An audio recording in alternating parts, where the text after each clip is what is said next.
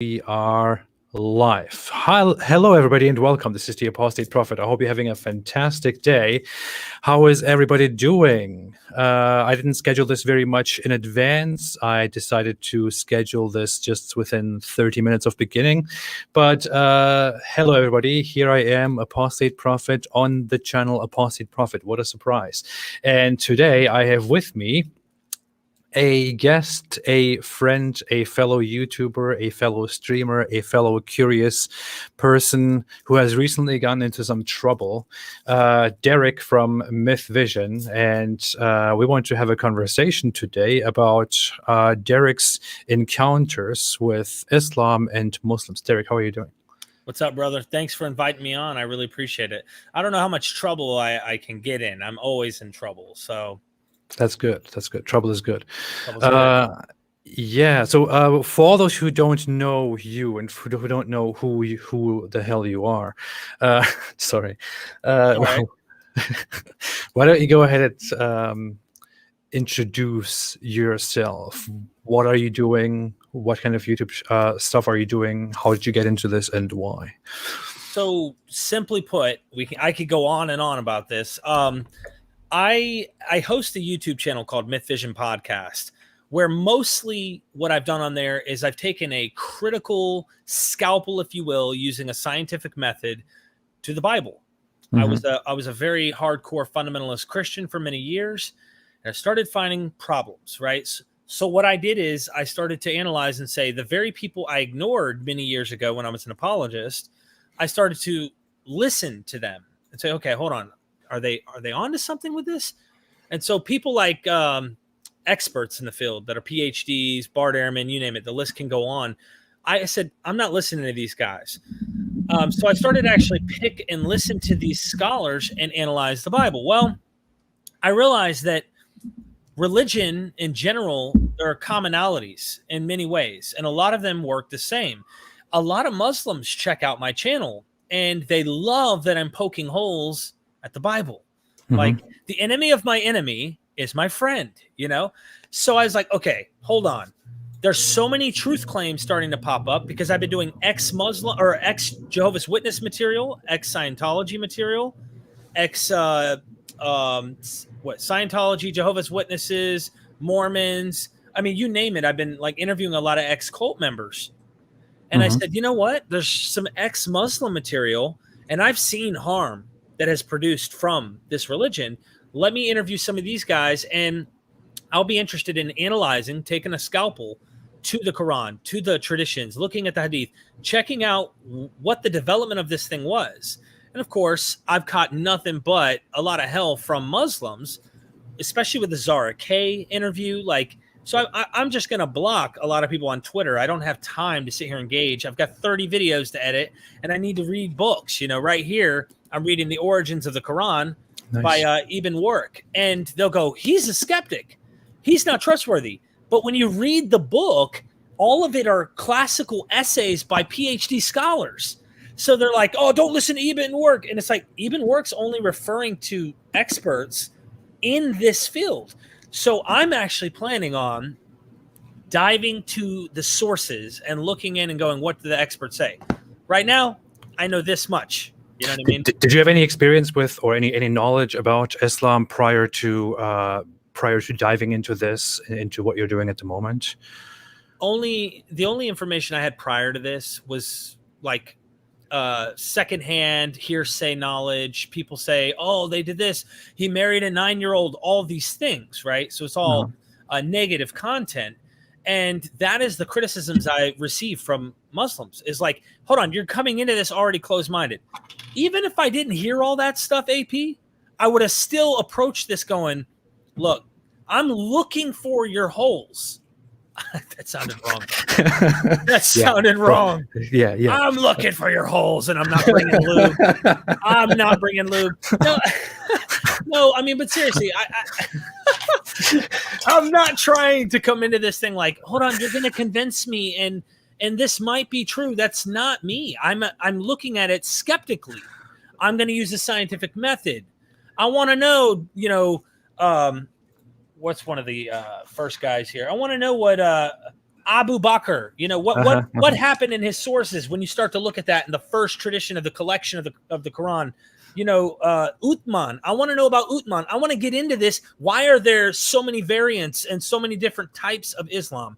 I'm interested in diving into that because I personally found freedom from figuring out. What I saw was that you were mostly involved in talking about Christianity, which is, of course, something that the atheist community in general, atheists in the West in general, people in general in the West are familiar with. Right. And I saw that you talked to people from other backgrounds, from cults and this and that, as you have described. And only recently did you actually start getting into questioning Islam, into learning more about Islam, and your approach wasn't even bad. As far as I see, it was your approach is merely that you try to learn what this religion is about, what those who have left this religion say about it, what those who advocate for this religion say about it. But you have quickly gotten very terrible responses, as far as I see. When I look at your audience, when I look at your at the interview that you had with me, for example, on your channel, I see that there are Muslims in your comment section who say things like, "Whoa, Derek, I thought you were a sincere, serious guy who was after truth, and I followed you so far. But after this, I know that you are just a dishonest liar. Shame on you," and this and that. Is that your impression too? What is like what is the first? What is your impression of the initial reactions that you get from Muslims simply by talking about Islam? Fear. Absolute fear. They have seen what I've done biblically, okay? And Christians, I mean, very few have been very over the top, but usually their response is, "You're wrong, you're going to go to hell," or some encouragement of love, like, "Sorry, you're wrong, but you just don't know the Lord," or something like that. And I have to beg to differ. I mean, as serious as I was about this, but that's okay. We have a difference of opinion. Right out the gate, I'm insincere by bringing ex-Muslims on. I'm a liar, you know, this and this and that. Bringing on Zara K, one of the criticisms I got on Twitter was she made a statement that you have to marry your rapist or something like that in some country. There was 20 or 30 guys obsessed with her statement of that, and they made a clip. One of these guys made a clip. He cut my part out to show that in the Hebrew Bible, there's actually a place where, way back in the Bible times, we don't live in those times today. So if a woman is raped by a man, the man not only if the father of the daughter wants to, usually the virginity is the most sacred part. So technically they would end up getting paid 30 shekels, which is a lot in antiquity, for the daughter, because the daughter's property of the father in this time, or the father would have to burden this woman with no virginity the rest of his life because no man would want to marry her. Well, that doesn't happen. So I use that analogy. They cut that part out to show that, well, the Bible has something like this. And then they go, "We don't do that. There's nothing in the Quran." And I'm like, I don't even know. Why aren't you screening your guests? What are you going to do to Zara K? Why aren't you attacking her? And it's like, so apparently what happens is that she said that there is a practice in Muslim circles or in Muslim tradition that a rape victim has to marry her rapist. And they simply took that out. They cut that out. And as far as I have seen, made it look like it is a deception, an agenda, an Islamophobic thing on your part. Like they immediately began accusing you as somebody who goes with lies, who hosts liars, who is a liar, who is insincere, and all that. And I put this thing on the thumbnail here. How dare you analyze Islam? But that's basically the response that you have received so far, just by having people on who have said something about Islam. Right? Yeah, I've caught a lot of crap about you. In fact, this morning someone found my Facebook group. Right on it's MythVision, and they posted this video of another guy, I don't even know his name, who takes your video with me, and he says, "Look at how dishonest AP is." The fact that I'm even hosting you makes me a collaborator of lies, supposedly. And I watched it this morning. It was about 6 minutes, 5-6 minutes, and he's like, "Watch, the screen will turn yellow. I'll have it color coded in yellow on what he uses or cuts out. I can't remember, one or the other, and what he keeps." And he's like, "See his confidence level. What a liar." Well, dude, when you go watch it, it is nothing bad. In fact, I've been doing 6 years of YouTube. And when I go, So you cut all that out to make the point, and you make it more like a better video. So if I was saying to you, so AP, what I was going to say, if I cut the out, that makes it AP, what I was going to say, and it makes it much succinct. He acted like you were cutting out information to lie, and like, dude, I'm telling you. Wait a minute. Are you telling me this is about a? Are you telling me this is about an excerpt from our conversation on your channel, Yes. which I took out and edited?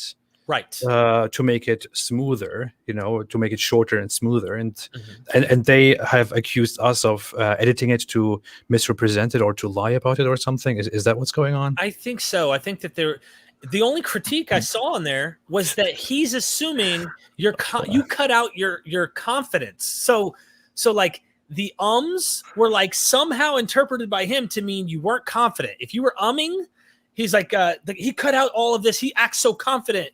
No, when you edit a YouTube video, ladies and gentlemen, if you ever choose to start a YouTube channel, you cut out your and so all of that stuff to make the video cleaner, more entertaining, get straight to the point. Like, it's all common sense. Anyone who does videos, especially when you have a channel the size AP has, you want people to be entertained and enjoy the content.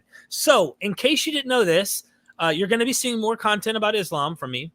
I'm going to be doing it critically. That doesn't mean I'm a hater. Should I mention real quick about my helping of a Muslim friend a few months back? I mean, you can go ahead. You shared that with me kind of privately, but yeah, go ahead. So a mother reached out to me, and she saw I have another YouTube channel called Derek Lambert.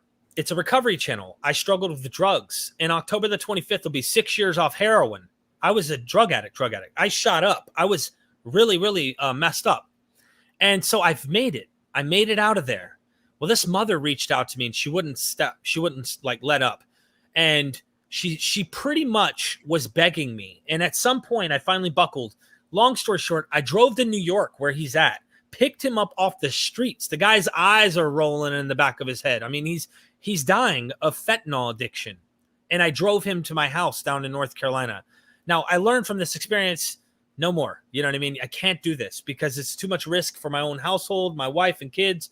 But I brought him into my house. He's a Muslim. We had many talks in this garage where I do my videos right here about Islam and how he's like, no, he starts with it's true. He starts with it's true. And there's no way to convince him. So I can already tell you that the picture they're going to paint is you're an Islamophobe. I'm an Islamophobe who actually took a Muslim off the street who struggled with addiction and helped him get clean for 3 weeks till he wouldn't listen to me anymore. And then he ended up leaving because I couldn't allow it in my house. So I want to say that, like, I've grown up with Muslims in my community. It's a tactic that's used right out the gate by people who are afraid of what I might do by exposing more of its human origins.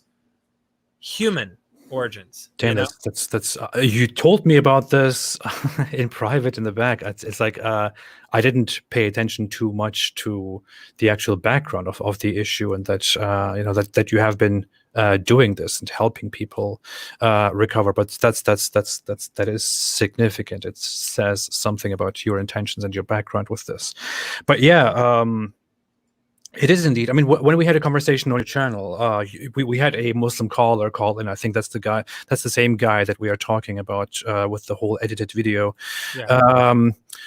We had a Muslim call in who wanted to challenge my criticism of the Kaaba's legitimacy within Islamic religion and Abrahamic tradition and all that. And he called in, and halfway through the discussion, I actually asked him, and I asked and said, could anything about Islam be wrong? And the guy outright said, no, to me not. Nothing can be wrong. And when I gave an example to him and said, in this specific instance, in this specific hadith, Muhammad makes a prophecy that turns out to be false. The guy then tries to, without ever even considering the possibility that Muhammad might indeed be wrong, he immediately tries to appeal to the scholars and their explanations as to what this hadith really means and why it is actually not a false prophecy. So, I mean, you see this very big cognitive dissonance that's going on, and with which they also, in a very hostile way, often approach critics and those who question Islam. I think it's really bad. So far, just getting into this, looking for the PhDs in the field is very difficult. It's not easy because of such ignorance that I think is there, and people saying you can't criticize. Like they're really not open to this. And Christians, for example, practice this sometimes, right? But there are scholars in the field who are experts in this, and no Christians like ready to go after them or constantly harassing them. I'm not going to say no. There are Christians out there that do this, but I see it I've been doing this for a while against Christianity, and nothing on the level that I've already seen here with Islam. So I know that you're dealing with a lot with what you do, and I commend you for having the courage to do that. Thank you. Also, I asked this question on Sean McDowell's live the other day. I won one of his books too, or one of the guest books. They sent it to me. So I asked him, I said, is it possible? This was my question to him. Is it possible that Christianity isn't true, or that Jesus didn't rise from the dead? The guest actually said, yes, it's possible. But then he went into, but is it probable? And he wanted to try and make a case to say why he thinks it is.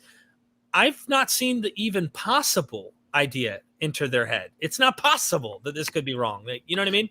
Well, there is something that I want to say. I recently had a debate with a Christian apologist whose name is Stuart Knechtle, and I had a debate with him on Modern Day Debate, and we were basically debating Christianity versus atheism.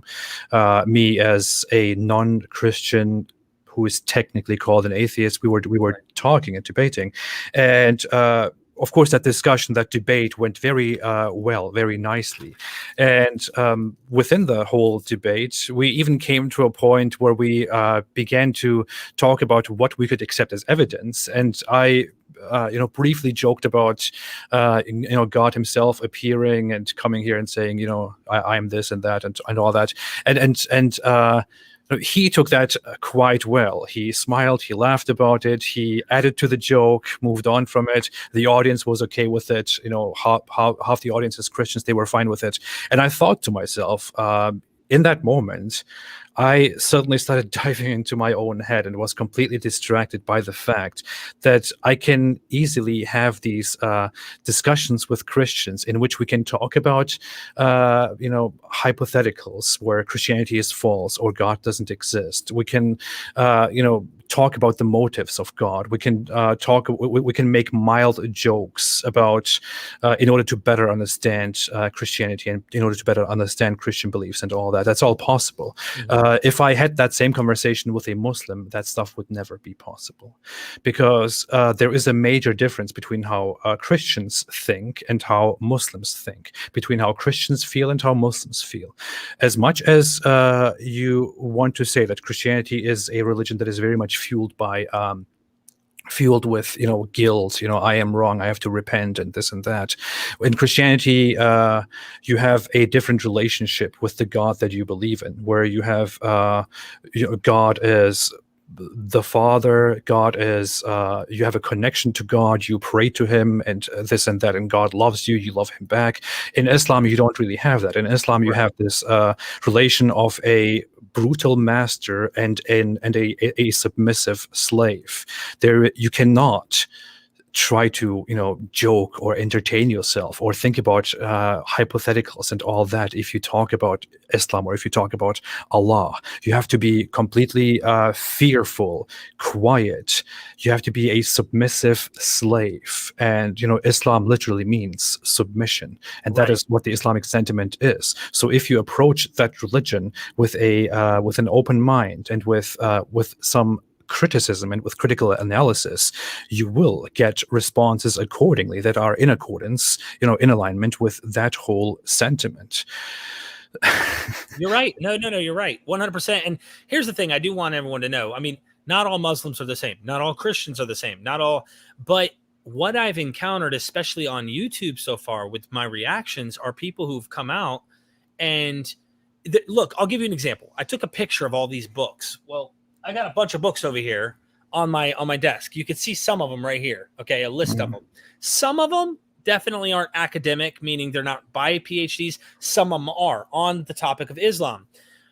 The immediate response is this mockery about the books I've bought. I made a picture saying, "Hey, I'm diving into my stuff." They're already like, "Ha ha ha, stupid! If that's all you got," ha. And it's like, really? Like, I asked him, I was like, I've had a couple conversations in the chats, in these comments. You'll get where I'm going with this. I said, name a single ex-Muslim that you like that accurately represents Islam.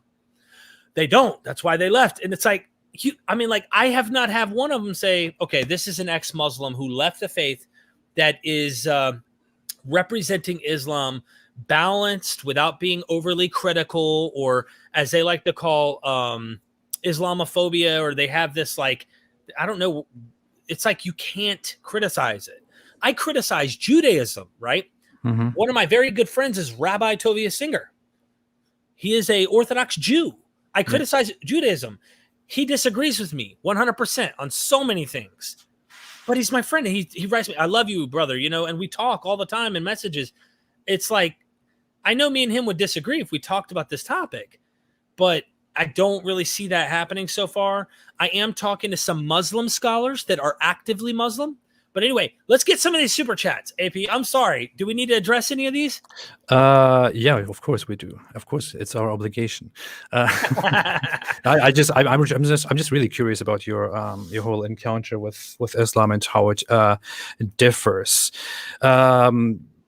What do you think? I think you highlighted this very, very much. But would you say that the reactions that you get from the average Muslim reaction is significantly more hostile than the reactions that you get from any other religious group? Is that the case? Yes, most of them are so far that I've seen. Some are actually on par with what I've seen when Christian apologists are coming back. But even at the end of the day, the worst I usually get from Christians is, well, you're going to go to hell. You know what I mean? I have had one guy actually threaten me, but never have I experienced that again. And it was a Christian who didn't like that I was challenging William Lane Craig in one of my videos. But the point is, you're absolutely right. I think they want to force that from happening. And look, I'm interested in actually getting to the bottom of this. That's it. I want to get to the bottom of its origins. I think they're afraid. They love my channel for its poking of Christianity or Judaism, whatever, but they don't want me to do it on their book. You know what I mean? Mm-hmm. And what does it do to you, Derek, when these people attack you simply for asking simple questions about Islam, and when they use extremely abusive language, threatening language, and all that? Is that in alignment with the goal of Islam to spread the religion and to make people like Islam? When these people approach you in such a hostile, aggressive, abusive way, how does that make you feel about Islam and Muslims? If I'll speak for the Muslim here, to speak to them, okay? If you want people to actually come to your religion that are skeptics, people like me, don't act the same way Christian apologists have. And then, I've been dealing with them for years, right? And I'm not talking about all Christian apologists, but the ones I've been dealing with often come off kind of like, no, you're wrong, this, that. And they're already assuming they're true. Their ideas are true. Encourage criticism. Sean McDowell is like, look, encourage looking into this stuff. Now, of course, he's still going to side with Christianity being true, but you can't talk to a skeptic who's already using scientific methods, who already criticizes his own worldview all the time, to walk into your book, this book, and say it was directly orated from Gabriel to Muhammad. This is perfect, and it's infallible, and it's directly from God, and everything's accurate and stuff. And you have so many splits in your religion that I see with my eye. And there's already different variants in history with different people that are talking, just barely scratching the surface, that have followed this religion. And there's civil wars over these things and stuff. I'm like, hold on, man. If it's so from God, why does it look like this already? So I have a problem. And the way you're reacting to me is not making me want to look at this like, oh, I might want to become a Muslim. Maybe this might be true. No, you're making me go, okay, you're making me want to get deeper into this and expose it for its human origins. That's what I want to do. I want to look at it and find out how it started. They make me even more motivated to do that, actually. Yeah. I mean, if they wanted to change your mind, if they, I mean, seriously, I'm speaking to those who give those terrible responses to people like Derek, or to people who question Islam in general. If you want to clarify things, if you want to counter doubts and counter what you think is Islamophobia, the worst thing that you can possibly do is to, show your hostile side and to attack the critics. The best thing that you could do is to try to sit down with these critics and to talk to them, to try to sit down with these curious people and to talk to them. I'm sure if Muslims on average approached Derek and other people who question Islam in the nicest way possible, then people like Derek wouldn't end up having so many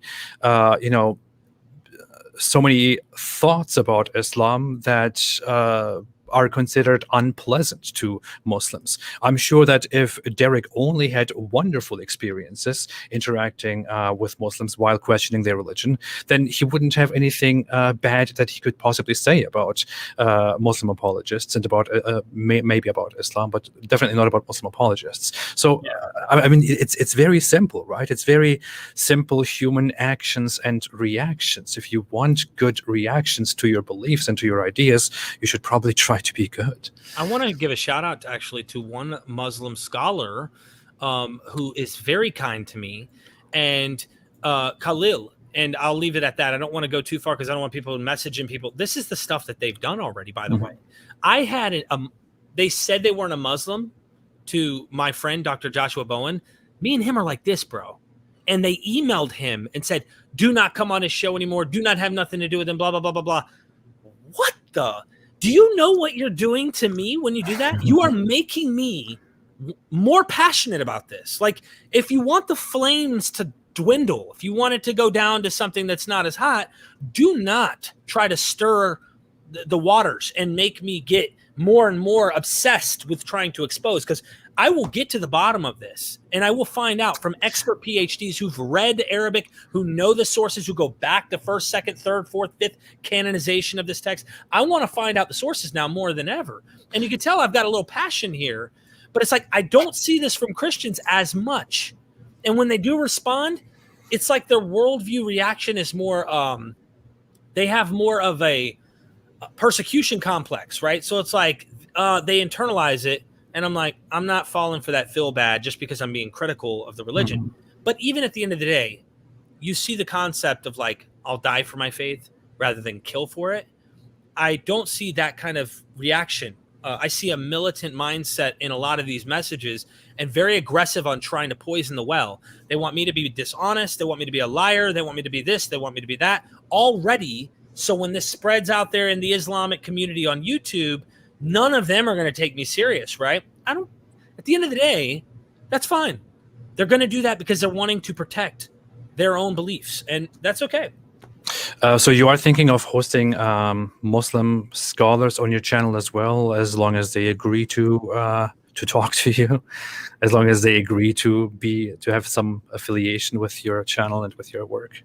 I interview Christian scholars that are PhDs, okay? And they are the coolest people in the world. Like, I mean, they're wonderful. I'm friends with them. I want to be friends with Muslim scholars. I'm not interested in apologists. There's a big difference to me. Honestly, I've been engaging in this for a long time. I have a PhD, for example. His name's Ian Mills. He's a Duke University candidate here in North Carolina. By the way, I live in North Carolina. Oh, why would you say where you live? I live in a military town, okay? I want you to know I'm the son of a Green Beret. Oh. If someone were to come to my house, I swear on everything, they're going to regret that they came to my house. That's all I got to say. Bottom line. So when people are like, are you afraid to get your head cut off? I'm in America. I got a Second Amendment. And let me tell you, I'm not afraid to use it. So the bottom line is I should be allowed in this free country to talk about various things. And I do it to Christianity. I do it to Judaism. I'm interested in doing this to Islam and to understand why are we not allowed to talk about this the same way we do the other religions? I love the attitude, man. I mean, it's a fact, bro. It is. And that's the thing. The more that's going to come, the more I'm just going to show it and let people see the true colors of what we have. There are very nice Muslims out there too. So I'm interested in being critical. Nice Muslims don't care what I have to say because they don't watch my channel. They're not out there on YouTube trying to defend a religion. They're just living their lives based on belief that they have, and they're happy doing so. But when you put yourself in the public place and you're interested in coming onto my channel, leaving comments on videos that have nothing to do with Islam, making truth claims that it's true, okay, well, let's see if it's true. I want to say at this point, I also I also make use of the Second Amendment and the right to defend myself. Yeah, no, I totally also make use of that. And I also live in America. I just want to appear equally strong right now. I'm totally inspired by the strength that you have just radiated here. Man, I've grew up with Muslim friends. This was never a topic growing up. Faith. You know, they say stay away from politics and stay away from religion at the dinner table, right? I love studying this stuff because, let's be honest, I think the Bible, and I'm sorry for you Christians out there, is human in its origin. And it is men in antiquity trying to describe their own worldview that they understand, whether they borrowed concepts and it was just in the air in the ancient Near East, Old Testament, getting into the New Testament during a Hellenistic period where potentially you have Greco-Roman mythology and you have some form of Hellenistic Judaism taking place. All of that is human in origin to me. And I can explain why these narratives may have come to scene, why Jesus rose from the dead. You know, all of this stuff. I have my own explanations as human origins and explanations that might make sense that a Christian would not accept. I want to do the same thing in looking into Islam. Yeah, and we should be having the right to talk about it. As I said, we have debates about these things. We have public discussions and conversations about these things. We can be on complete opposite sides of, a certain debate about a political idea or a religious belief, and we do this all the time. And it doesn't cause big problems. We don't feel the need to beat up each other or to kill each other or to say the worst things possible about each other.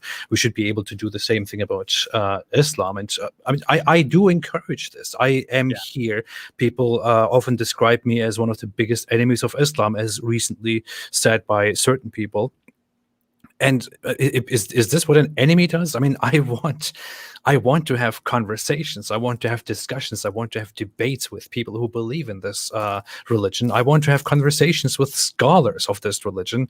This is what we should be doing for a proper world in which we are allowed to think and where we are allowed to make up our own minds. Make it possible. I agree. Well, I mean, when you start with that already, AP, you start with, I don't think that this is actually really a miracle or Gabriel actually is speaking these things to Muhammad. I want to know the sources. How dare you be an Islamophobic bigot? Well, that's the problem. See, that's the problem. And the fact that even comes up is, it's just evidence of people's insecurities. And so I'm not here to poke fun of that either. I think that they really feel like they need to defend it inside because they're very insecure about this thing, or they're protecting their own worldview. I had the same thing when I was a Christian. I would go out and try to debate, but and engage and protect my worldview. And now I'm not a Christian. And I think that more harms are done due to these religions than, you see where I'm coming from? Yeah. Only Islamophobes don't believe that Gabriel talked to Muhammad. No, just kidding. Oh my God. The issue is, I grew up a Muslim, and I grew up in a very religious household and a very religious family. I myself became very religious at some point, and I was involved in very religious circles, Muslim circles. And the problem is that as a Muslim, even among the least religious Muslims, just regular average Muslim families, you learn things from a very young age that prime you to think about others, about those who question, as evil, unreliable enemies. And this is not, this is the fault of that certain thing that you are indoctrinated with. It's not it's not an ethnic problem. It's not something that is Right. that is in your blood, or in your brain, that you can't get rid of. It is something that is taught to you. I learned as a very young person that as a child, I learned that it is us Muslims against the disbelievers, and the world basically consists of the good ones, who are the Muslims, and the evil ones, who are the disbelievers, the rejectors. I mean, this is stuff that I learned, and this is quite normal in regular traditional Muslim ideology. This is known as al-wala wal-bara, which is an ideology that is basically translated as I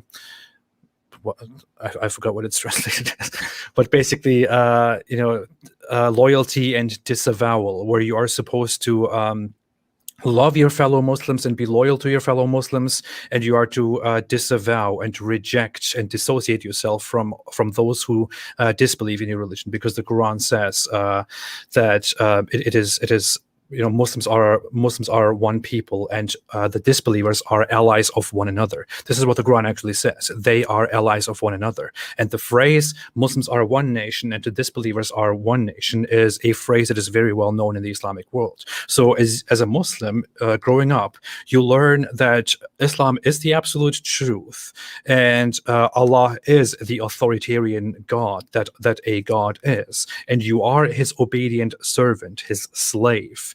And you are supposed to stay absolutely loyal to this. If you dare to have doubts, you might go astray and betray your nation, betray yourself, betray everybody, and you will end up with horrible, unbelievable torture in the afterlife, which is graphically described throughout the Quran.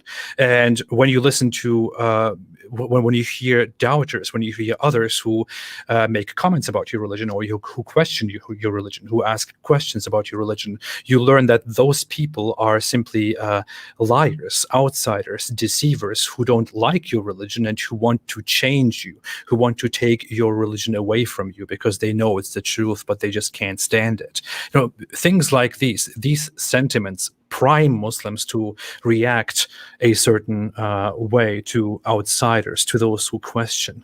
And the biggest victims here are Muslims themselves. Yeah. The biggest victims are they, because it is the Muslim himself who is prevented from opening his mind and changing his mind, and becoming a different person, seeing the world differently, enjoying things in a different way. The primary victim here in this case is the Muslim, and then everybody else who has to experience the results of that. I will say this, and I'm going to catch some crap from your Christian audience, but I have to give an analogy, because you were a Muslim. If I'm not mistaken, you were Muslim. Yeah. Mm-hmm. Okay. I want to make sure that we're having a dialogue and not a one-way street, because this is really important. You know what it's like for the switch to go off and for you to start seeing things they can't see, because they're in a bubble that actually tells them not to look at those things, or that thing is wrong. Don't even test it. Don't even try to entertain it. Shove those doubts down. Well, I did the same thing as a Christian. And the idea that Islam is the idea of submission to Allah. You know what I mean? Well, in the New Testament, you're slaves of Christ. The difference is the ideology there. Whereas with Christ, it's persecution complex. It's the idea of going to your death or willing to die for your faith, right? Mm-hmm. Whereas in Islam, it's more militant. And there's this idea that you're willing to kill, or even possibly even die for it. But the idea is willing to kill and do these things that you could see happening in more extremist versions of Islam. And I'm looking at this. I don't want anyone taking this to the bank like, oh, Derek knows, because a lot of these people probably that are going to watch this are skeptics of what I'm saying. And I say skeptics because they're from the worldview of Islam. I'm going to ask the experts. I do the same thing in Christianity, and I make up my own mind. But it's very difficult to find experts who are there dissecting Quran, Islam, the whole faith. It's not as common as Christianity for criticism. And that's a big problem. I think we need more of that. And that's allowed Christianity to kind of conform and get used to this idea. People aren't being burned at the stake, for example, for not believing in the Trinity 300-400 years ago. Yeah. Mm-hmm. You didn't believe in the Trinity. You were getting killed, if they found out. So I want people to start to conform to the culture in a way. That's my goal. Mm-hmm. That's my goal. That's well put. Very, very well put. I have to just say, in order to abide with what is expected from me. Please don't say anything else that is offensive to Christians and Christianity, because my masters will be very angry with that.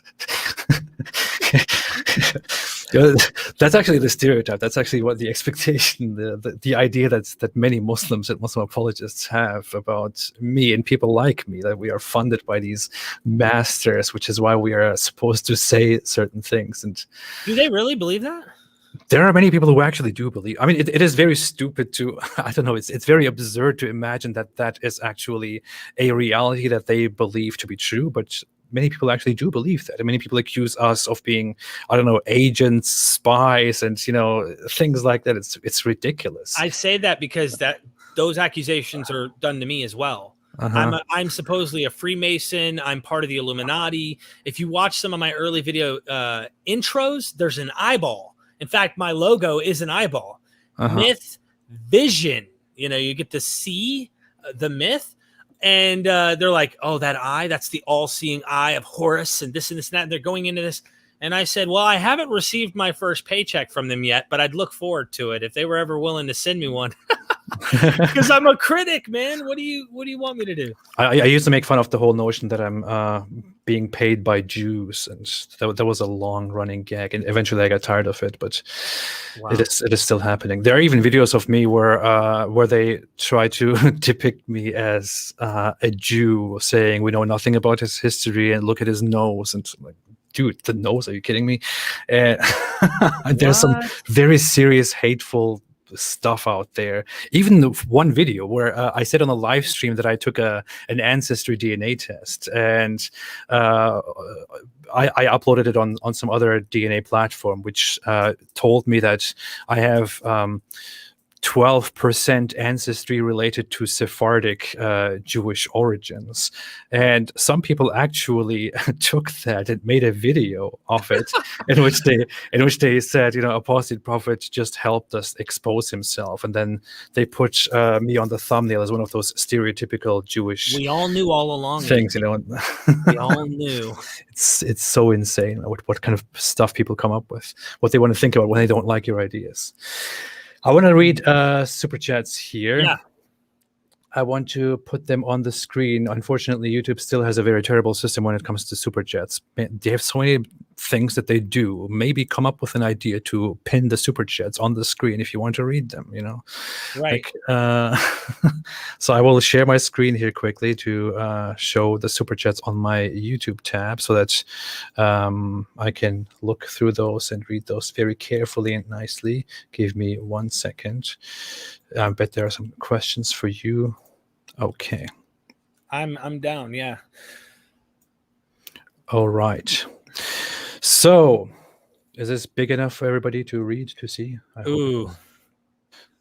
So, if you read it, I'm sure we'll be fine. The first one is a Turkish super chat, which says, I am translating your videos. Can you please look?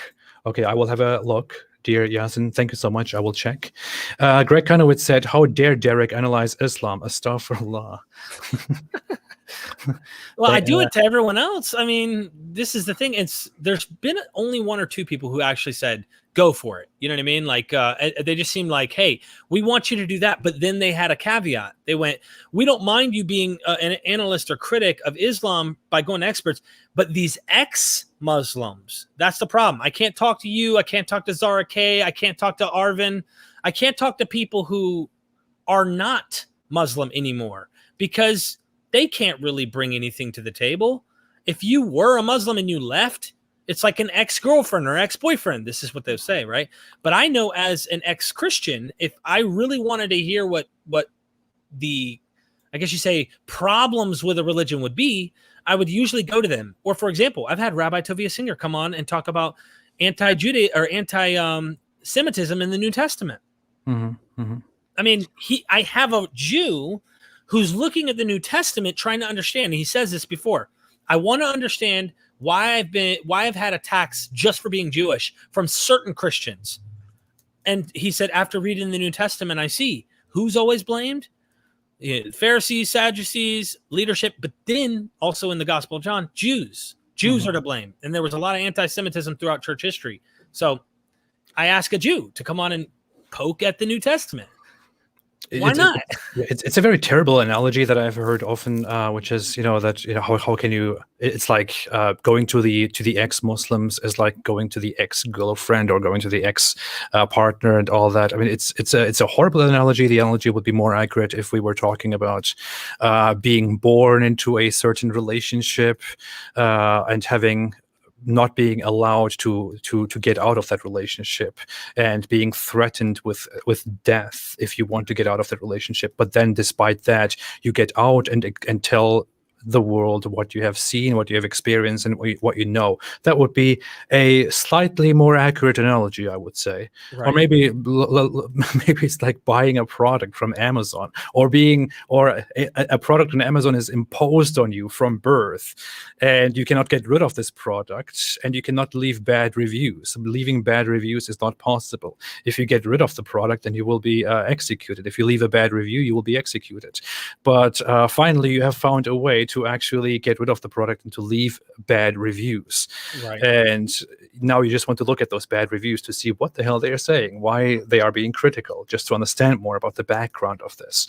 And those people are still saying, hey, don't read the bad reviews. Of course, the bad reviews won't say anything good about the product. It's Yeah. For me, it's more like social ostracizing for being an ex-Christian. It's not like an actual threat. And look, I've never been a Muslim.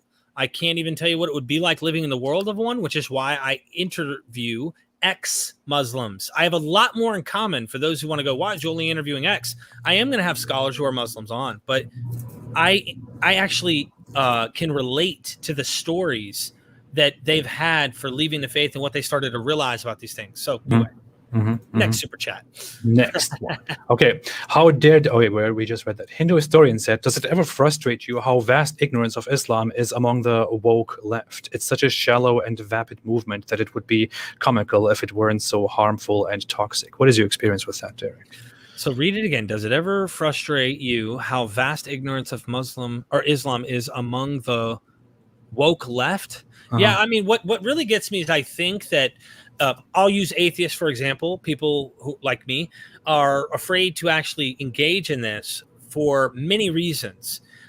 It's almost like what I have noticed, and why I am tiptoeing a very fine line. I want to be very careful when I do go into this, and that I'm focused on the content and being critical about the basis of the religion. All of that is because the same problem can happen when you examine Judaism. I know people who've been said to be haters of Jews or anti-Semitic or whatever for actually engaging and trying to poke at Judaism. There's a fine line you can walk and a scholarly approach to being critical. And then the other side is being an outright hater to the point where they go, you hate Jews or something like that. I think a lot of atheists are afraid, though, for the death threats, everything they see. You can't even you can't even draw the guy comically. But Jesus is all over the place as a joke and memes and everything else you could see. So you can do that with Jesus, but don't you dare. And this is just in recent history, in memory, that people are put to death, or at least they're going to die. People are hunting a man for drawing a picture of Muhammad. It's a little obsessive to me. And they celebrated his death as, wow, finally it happened. And yeah, he's in hell now, and kind of thing. It's an old man who died at a reasonable age to die. Anyway, Mr. Monster said Allah was Muhammad's imaginary friend. I know Mr. Monster. He comes from MythVision, I think. And Mr. Monster, I think you're right, my friend. But he wasn't just Muhammad's imaginary friend. I think the word for Allah is God. And I think they're just going from the same monotheistic traditions that have been handed on. Of course, they don't want the Trinity, so you got to have Jesus kind of fit their picture. But yeah. There's actually more background to this. I want to talk to you about that lengthily. I made a whole video about this. The entire notion that Allah is merely a translation of God is not really entirely accurate. Allah comes from the origin El-Ilah, which means the God. So it is the generic word, for deity, for God, has become the proper name of the God of Islam within Islam. But Islam Islamic sources, Islam in general, Muhammad and Muslims are entirely unaware of the actual identity of the God of Abraham, the God of Christianity, and the God of Judaism. The name Yahweh, for example, is entirely unfamiliar to Islam, does not appear at all. You know, in Christianity and Judaism, God's name is not God, or Allah or Ilah or whatever it is. God has a name, and God is merely a title. In Islam, that suddenly changes out of ignorance, most likely in Muhammad's time, where his name is simply the God, Allah. This is something I want to look into with the skeptic or the scholars. Sorry, I want to look into them and see how they answer that, and then maybe Muslim scholars who try to defend, maybe see what they say, or not apologist. But I know the scholars coming from a worldview that are practicing Islam, they have boundaries. You pointed that out in your interview where you had a show. I told you that the aggressive guy, the Muslim who was really aggressive. What was his name again? Which one? The one that like is super hyper and acts like he's going to do some damage or wants to meet you in a park to debate or so. I can't remember what his name was. Oh, you mean Mojab? Is that Mojab? I think so. Yeah, that's his name. Mojab. Yeah, all I know is that he interviewed an expert in this who is also a Muslim, and he's like, "Well, there's a secret. Yeah, we can't go there. There's a secret to the public, and I really don't want to go there." Like, it's like, whoa, where do you not want to go, and what is the problem here? My ears perk up. I want to know what he's saying. We aren't supposed to know. I get that. That's good. All right. Greg Kanowitz said, "But I thought Islam is the religion of peace." Yeah, so did many. No comment. I'm just kidding. I still got a lot of learning to do here, and I think that most Muslims are probably peaceful. But if you do stir the hornet's nest, which is their beliefs, you're going to get some hornets pissed.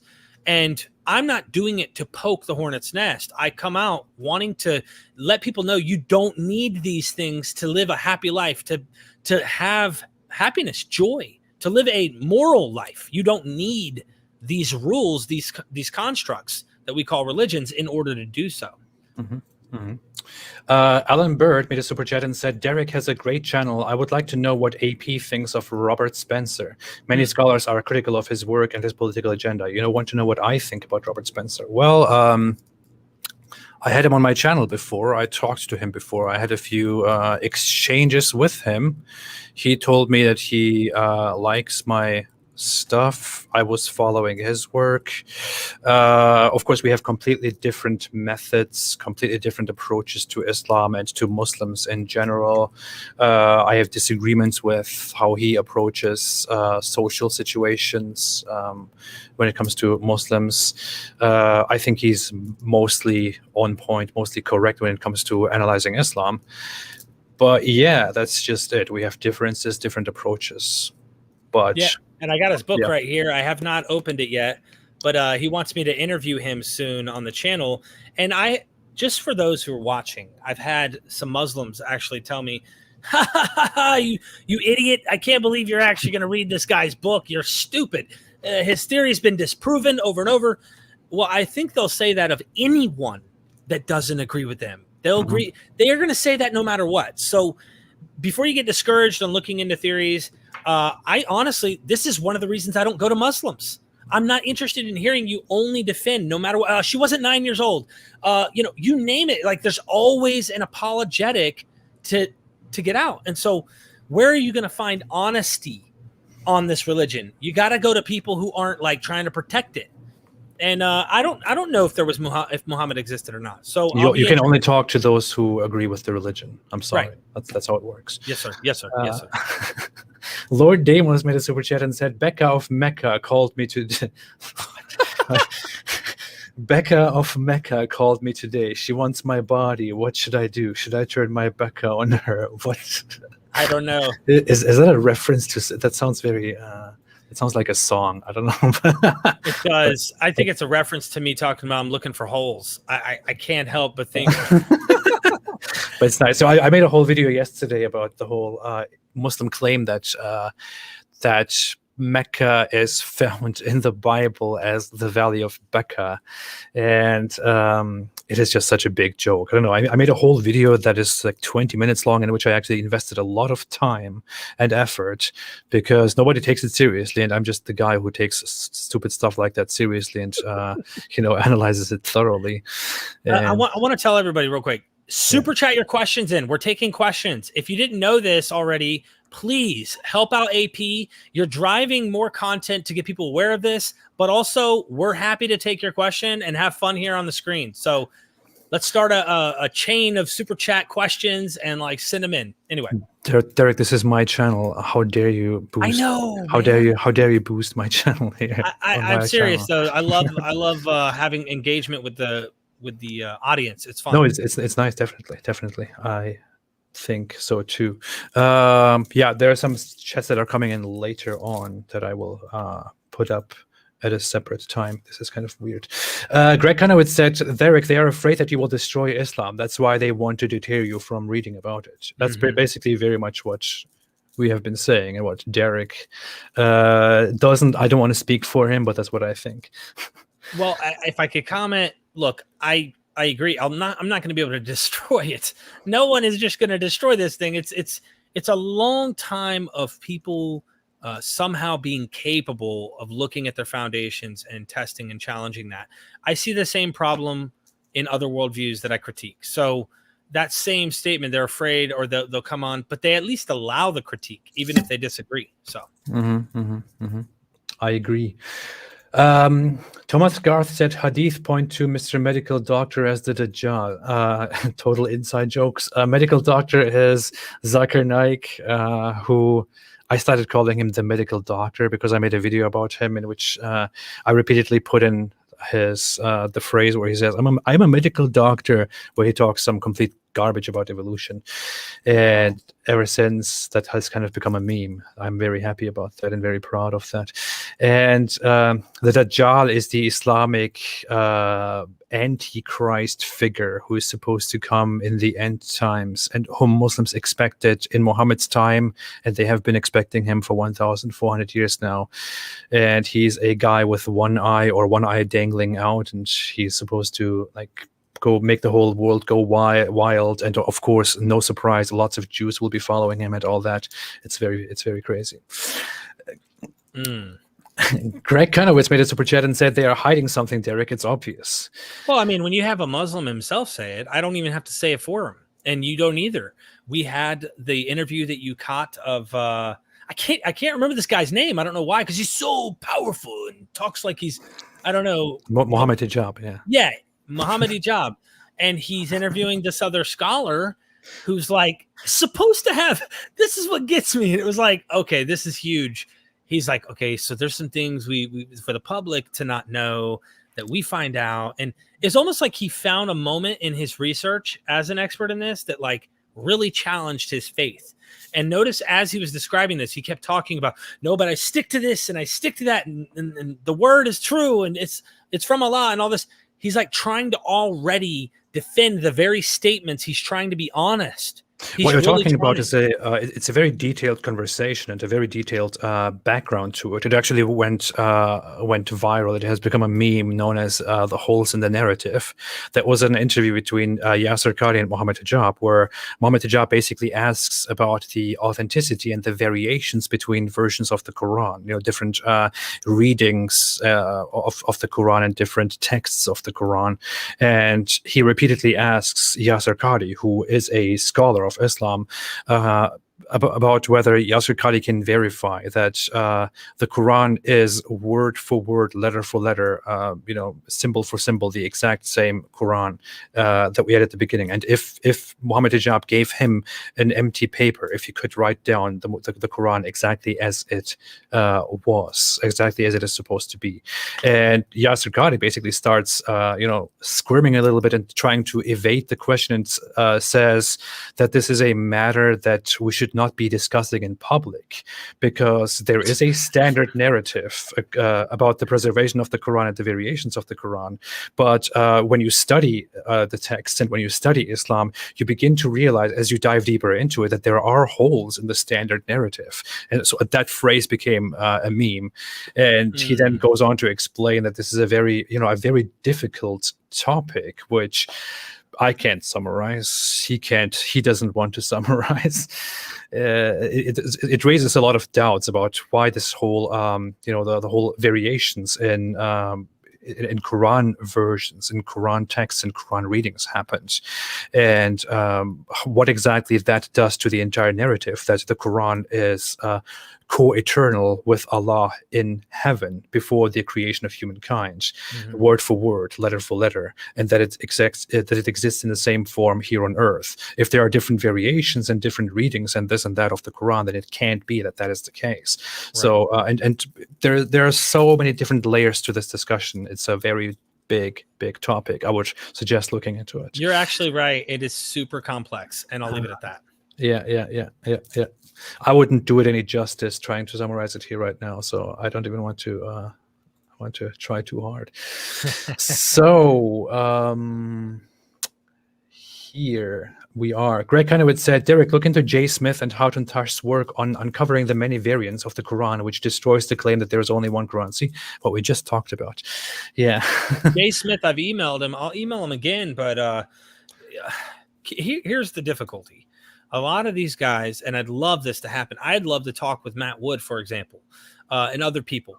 And I think that Matt would definitely have a conversation with me about this if we stuck to Islam the best we could. It'd be we try our best, to focus on that, because I think we have a common agenda on trying to understand what is going on here. I do the same thing when I interview Rabbi Tovia Singer. I don't interview him to critique the Torah or to have him try to say what the truth is about the Torah, right? Because he's a believer from that position. I use that to talk about the New Testament. I'd like to do the same thing with Matt Wood and Jay Smith, but I haven't received a response yet, and I don't know if Jay saw my channel and said, hell no. I think I can help you get in touch with him. That'd be cool, man. I have nothing against these guys. I think they're super sharp when it comes to Islam. When it comes to Islam, that's what you said. Okay, I'm being polite. Yes, and no, but seriously, I brilliant men. That's all I need to say is that's the case. I will try. I will do that. And okay, let's move on. Any speech against Islam is seen as devil's whisper. Exactly, kind of. Yes. What did he just say? I'm just kidding. Tonushi made a super chat and said, have you run into Muslims who, instead of being ignorant, are outright lying about their faith and doctrines? And are there similar Christians and Jews? I can't say too much about this. What is your observation so far, Derek? Just in Alive, I'm not going to say outright lying or ignorant. I would say on a live I did with you, I think it was, and other people, I invited multiple Muslims. No, you weren't on that one. 2 Muslims started arguing over Aisha's age and this Quran passage talking about prepubescent, post-pubescent, that kind of thing, or post, what do you call it? Anyway, she can't have her period anymore, or before she's ever had her period, and the marriage. And I'm talking about, one of them called the other one Taliban. Okay, I'm not kidding you. I stood back like as an atheist on my channel going, what? I'm watching and they're like arguing so much. He's like, you're lying. No, the text says. And then the other one's like, no, this is. And they're on my channel and I'm sitting here listening. And to me, they did all the work. I didn't have to do anything. It was like they did it to show. I think that they're really trying to defend it for modern context a lot of times. And that might be the case, or maybe they really are being honest and thinking that's the truth. I don't know. Next time, form a panel of 5 Muslims and ask them where Allah is, and then watch how it works out. That's horrible. It is. Where is Allah is one of those topics that in Islamic history it has caused so much controversy and so much trouble. Early Islamic history was troubled by that. People called each other all kinds of names and heresies because of that. People still, in today's time, different theological schools call other theological schools kafir, disbeliever, over that matter, because some believe that Allah is literally physically up there above his throne, sitting there. Some people believe he's only he's up there outside of his creation, somewhere metaphorically on his throne. Some believe Allah is everywhere. Some believe Allah is literally within everything, and it's like they will call each other all kinds of things over that matter. It's a very funny topic. Yeah. Okay. Derek Gunowitz said, Derek, for the full story, talk with ex-Muslim and Muslims. I am going to have, I will say this, Greg, I am going to have Muslim scholars. If you get just a generic person off the street who's a Muslim, how do we know that they represent or are accurately portraying whatever sect they come from, Sunni, or they might be whatever they might be? You know, how do I know they're representing it or portraying it accurately? And that's another problem I've already noticed. I could have a scholar who's a Sunni and then another scholar who's a Sunni, and they disagree too. And it's like, which one agrees with which within their own, you know, their own denomination, as we would call it in Christianity, or different versions. It's complex. So I am wanting to bring actual Muslims that are scholars, that are respectable on the channel, to give a more balanced view. But apologists that are Muslims, I'm not really interested in that on my channel. Okay, thank you so much. Hakan made a super sticker which says critical hit. Thank you so much, Hakan. Stefan Milojevic made a super chat and said, how do you guys respond when Muslims tell you that you committed presentism fallacy when you criticize Momo for sleeping with a 9-year-old? Well, I would believe I'm more familiar with this, and I get this a lot. But there are different aspects of it. But in all honesty, I generally do not criticize Muhammad's marriage to a 9-year-old girl or to a 6-year-old girl, which he then practiced and had intercourse at when she was 9. I don't criticize it from the perspective of, you know, he was wrong or he was bad. That's not what I go for, because I know that they will immediately make the objection that was normal back then. Other people did it, this and that. That's not. I don't really care about that aspect of it. What I care about here, when I criticize the whole pedophilia issue, is that Muhammad is supposed to be, according to Islam, the perfect example for all mankind, timelessly, for eternity. He is supposed to be the perfect human to follow, to emulate, which is why revivalists, religious Muslim groups, movements, circles, individuals try to emulate Muhammad as much as possible. So if Muhammad is indeed rightly guided by Allah and constantly inspired by Allah, and he is the perfect example, but he goes and marries a 6-year-old girl and has sexual intercourse with that girl when she's 9 years old. Picture a 9-year-old girl, or don't picture it. It's disgusting. That is simply terrible and hard to accept with everything that we nowadays know about children, about child development, about how marriage and sexual intercourse would impact a child, how that child would develop, how that would affect the mental health and the physical health and the sexual health of a child. It is unacceptable to reconcile those two things, that he did do that and that he's the perfect example for all mankind. That is the problem. So presentism has nothing to do with that. I think the difficulty I've ran into, just simply put, if you use the example of slavery, how does everyone watching this show right now feel about slavery? Is it good? Should it be okay? Well, I look at the Old Testament, right? I'll see laws and I see no abolishing of this. I mean, the only place you do see it is the fact that you're not supposed to own your own fellow Israelite, but not everybody's an Israelite. You can own foreigners, strangers, and sojourners and whatnot, capture people for war, especially women as sex slaves and concubines for pleasure and reproduction. No abolition of this. Nowhere did Jesus turn and go, it's over, no more slavery. Example. And I use that to say, if God's all-knowing and the morality is the same, you should see that these laws, if this is from God, are all good for all mankind at all times. Do you think it's okay to sleep with 9-year-olds? Is an example. If that are true, if that's really what Muhammad did, was sexually, go and have sex with, is it Aisha? Yeah. If that happened, then why wouldn't that be okay for all time? And why isn't slavery good for all time? And why don't we have that? Like, presentism runs into that. How do you as a human being feel about modern day slavery? If we actually start to do this again, conquering people and making them your chattel slaves, not just indentured servitude. Here is the thing. I want to respond to one quick comment here, which seems to entirely miss the point, which happens very, very often. And I received this criticism even in form of mockery from certain Muslim apologists before, which is very ironic to me. But here is the comment saying from Muhammad Said. He says, "Apostate prophet, what the hell was that? A minute ago, you said you had no problem."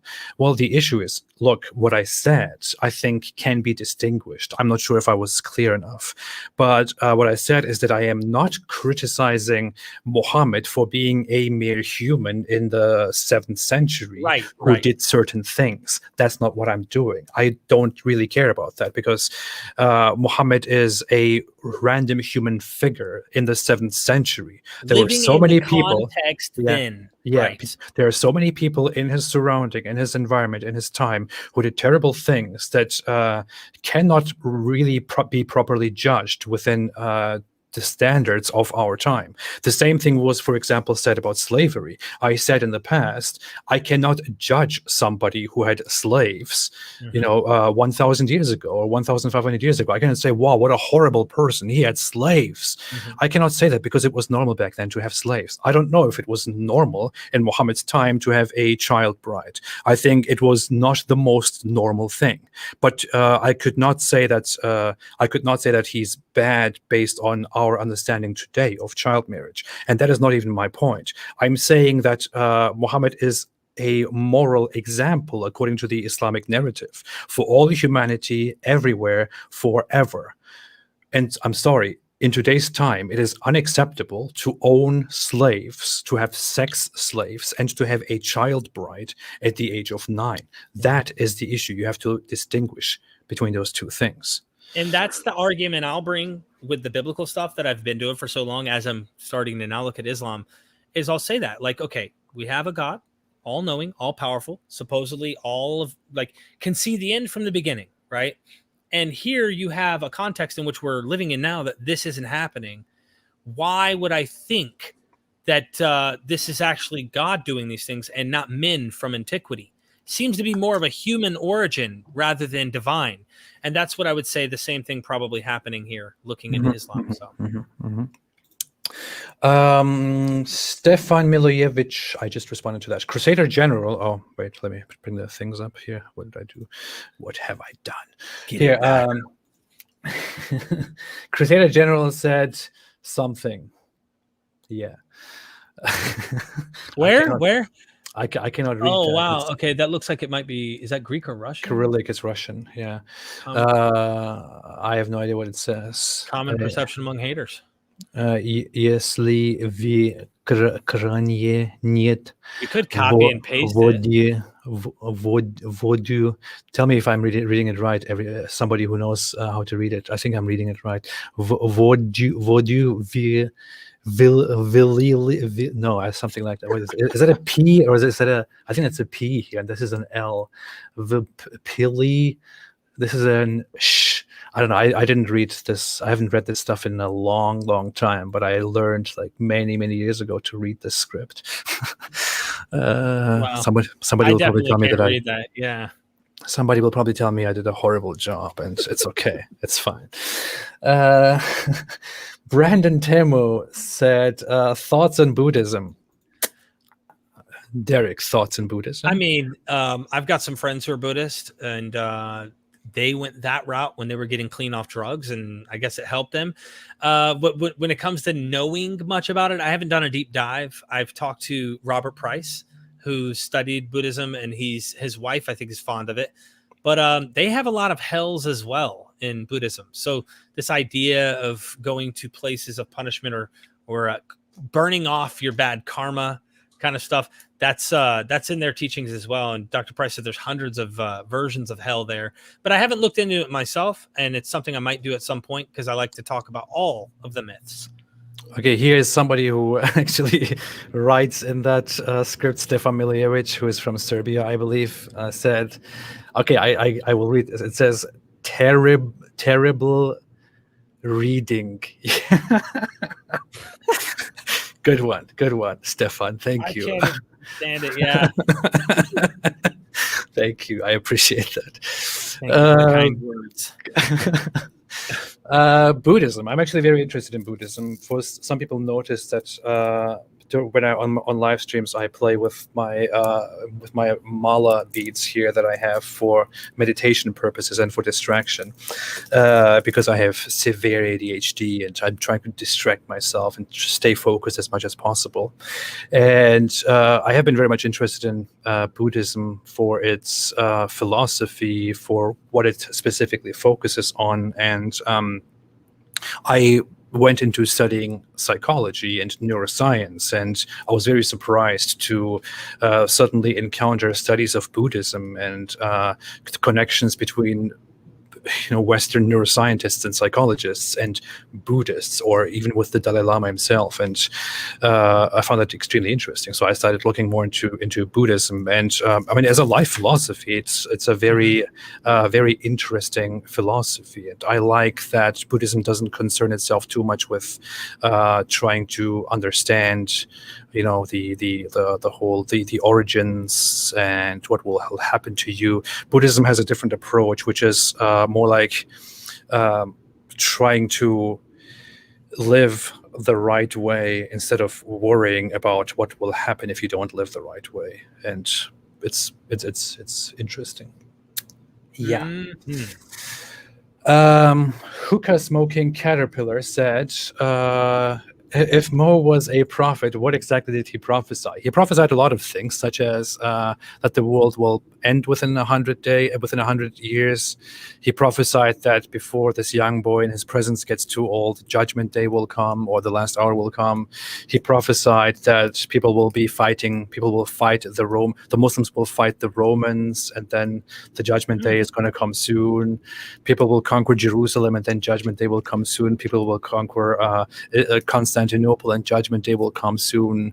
He prophesied so many such things. That's why he's considered a prophet, and clearly not a very reliable prophet, I have to say. I'm very sorry about that. Yeah, that really piques my interest, because I know that they try to incorporate Jesus into their apocalyptic ideas, but I did not know that. I'll have to look into what you just said and see where that leads me, because I'm big into understanding apocalyptic, or the idea that the end is in all of these different versions. Even Second Temple Judaism does this, early Christianity, of course, in the New Testament. Here we have it in Islam. And every doomsday prediction, I repeat, has 100% opportunity to fail. Every single one of them. So if the claim is, and there's some way to prove it was in the context then and it hasn't happened, well, there's one way to say he's not actually a prophet of God. And that's something to look into. How dare you say that? How I know. dare you? How dare you? How dare you? I read that. Joseph Costi said the Quran just took everything from the Bible and put their own twist on it. But we are in the end times. The government is trying to start own world government. The Bible predictions are coming true. Well, I would say, first off, for the first point, the Quran tries to take from the Bible and takes a lot of things, just confuses them and puts them in a very, very weird way that they become very confusing and disorganized. So the Quran is a terrible book in comparison. It has to be said, to be fair, that the Bible was organized in a much better way by people who knew how to organize books, whereas the Quran comes from a source that has no literature, nothing, and it's just a collection of weird rants. And but as for the end times, I mean, people have been thinking that we are in the end times forever. I feel like if aliens were observing us for thousands of years out there, and they saw that every generation is absolutely convinced that this must be the end, this is the end is very soon, they would think, dude, what the hell, man? Do these people never change? So I have to completely disagree with the with the weird notion that there is some end that is very near and that it's happening right now and everything is pointing at it. On the contrary, it looks like right now that is definitely not the case. Yeah, it is the last hour, 2,000 years ago, and of course, 2 Peter 3, a day is as 1,000 years. This continues, and so I'm going to be consistent. I told AP when I came on, I was going to try to mainly focus on Islam because I think that there is a lot of borrowing, though, and these ideas, these apocalyptic ones, do get carried over into it, it seems. But this is one of the reasons I left Christianity, actually, is in light of its prophetic claims within the New Testament. So there was an imminent return that was supposed to take place. The end was supposed to happen then. And of course, that gets stretched out in 2 Peter 3. And lots of Christians will jump right to that. Days 1,000 years, 1,000 years a day. Well, technically, then no one knows that we're in the last days because we don't really know until it actually happens. So we need to stop saying that because it's been 2,000 years. And yeah. Well, if you believe in God and if you believe in the religious narrative, then you have to inevitably also believe in the imminent or the end that is coming at some point, be it imminent or be it far in the future. You have to somehow believe in that, and you will believe in some form of narrative in order to stay consistent with that belief. And it's just part of that belief, unfortunately. I see a comment from Revelation 22:13. I want to get to your super chat. I just want to point out in Revelation, my friend, in the first chapter and the last chapter, Jesus is saying, well, first the Father's given to the angel to tell John of things which must soon take place, the things that are written in this book. The end of the book talks about, do not seal up the words of the prophecies that are in this book. For the time is at hand. Behold, I'm coming quickly. This is supposed to happen then. 666, the number that is the number of the beast. We're talking about Nero, Kaiser, Neron, Caesar. This is Nero. This is back in the 1st century. And when you look at the whole Revelation, you're going to find out real quick, this was all supposed to happen then. And this is all throughout the New Testament. This generation will not pass away. They want to reinterpret that word to mean race. The race of the Jews will not pass away until the end happens. And there's always like a way out. And I think what I've picked up while studying critically Christianity and Judaism, the same tactics of like, let me make this work this way to make it fit is being used in Islam. I bet you anything, I'm going to see the same thing over and over and over throughout all of these worldviews. Well, I was part of a religious Muslim community in which in which there was a lot of focus on the end, on apocalyptic narratives and trying to interpret prophecies of Muhammad and trying to fit them into the narrative of today, and basically trying to imply that anything that is happening around us is a sign of the coming end. And it's just I found it ridiculous at some point, and when I look back now, it's hilarious. And when I look into religious conversations nowadays, I see this sentiment among Muslims the entire time. Like there is I remember there was this whole thing, this volcano eruption in Iceland, which caused this huge smoke traveling over the whole world, like making it very cloudy. And then people immediately started saying, look, this is actually a prophecy that Muhammad made about the end times. It's coming true. The end is coming true. And this is happening and that is happening. And people have been making the same prophecy, people have been making the same claim about the same prophecy about several different things over a period of 20 years now. And it looks ridiculous to me as somebody who has observed this for 20 years, but that is nothing compared to the actual picture, which is that people have been making claims about such prophecies having come true for 1,400 years now in the Islamic narrative. And of course, the same thing is true within the whole apocalyptic idea within the Christian communities, because people have this. What I think about this is people have a very limited lifetime. You have, I don't know, on average nowadays 70 years to live. You had a much shorter lives in the past, and it is very hard to accept for you that you will just die and the world will simply go on without you. It's very hard to accept. So it is, of course, very comfortable for you to instead accept the idea that as your own life slowly gets shorter and goes toward death, the world will also, together with you, die and will not just go on without you for thousands of years. How could it be? Well put. I can't comment on that. I agree 100%. It just keeps getting used. I know we got more super chats though. I know. Yeah. We do. I keep getting you off of the path, man. I know we're talking too much here. It's like you're talking too much. I'm talking too much. What is? Hey, I want to say, if you don't like what I'm saying, look, I apologize. I'll just kick you out. Yeah, I apologize. You can just disagree with me. That's fine. Okay. If I don't like what you say, I'll just kick you out and just go on without. Yeah, talk crap about me. Make sure you do that, because if you don't, you're not being consistent. So. Yeah, that's right. Mr. Monster said, "Is Islam still the same without the hadiths?" Islam is not the same without the hadith. In fact, you could say that Islam is many of Islam's practices, maybe even most of Islam's practices, are built on the hadiths. So Islam relies very much on the hadiths. Hadiths are the reports about Muhammad and his companions, and so people who are Quran-only Muslims, we had one up here on your channel when I was there, take the hadiths entirely away and come up with a completely different Islam. So Islam really changes if you remove the hadiths. I have no comment because I don't know this like he does. So yeah. Alan Bird made a super sticker. Thank you so much. It's very cute. Robert Lode said, "There must be more than one God. We need more than one element for an explosion." I mean, that's just more thing to make inferences about. I don't think I want to go into that. Thanks for the super chat. Thank you for the super chat very much.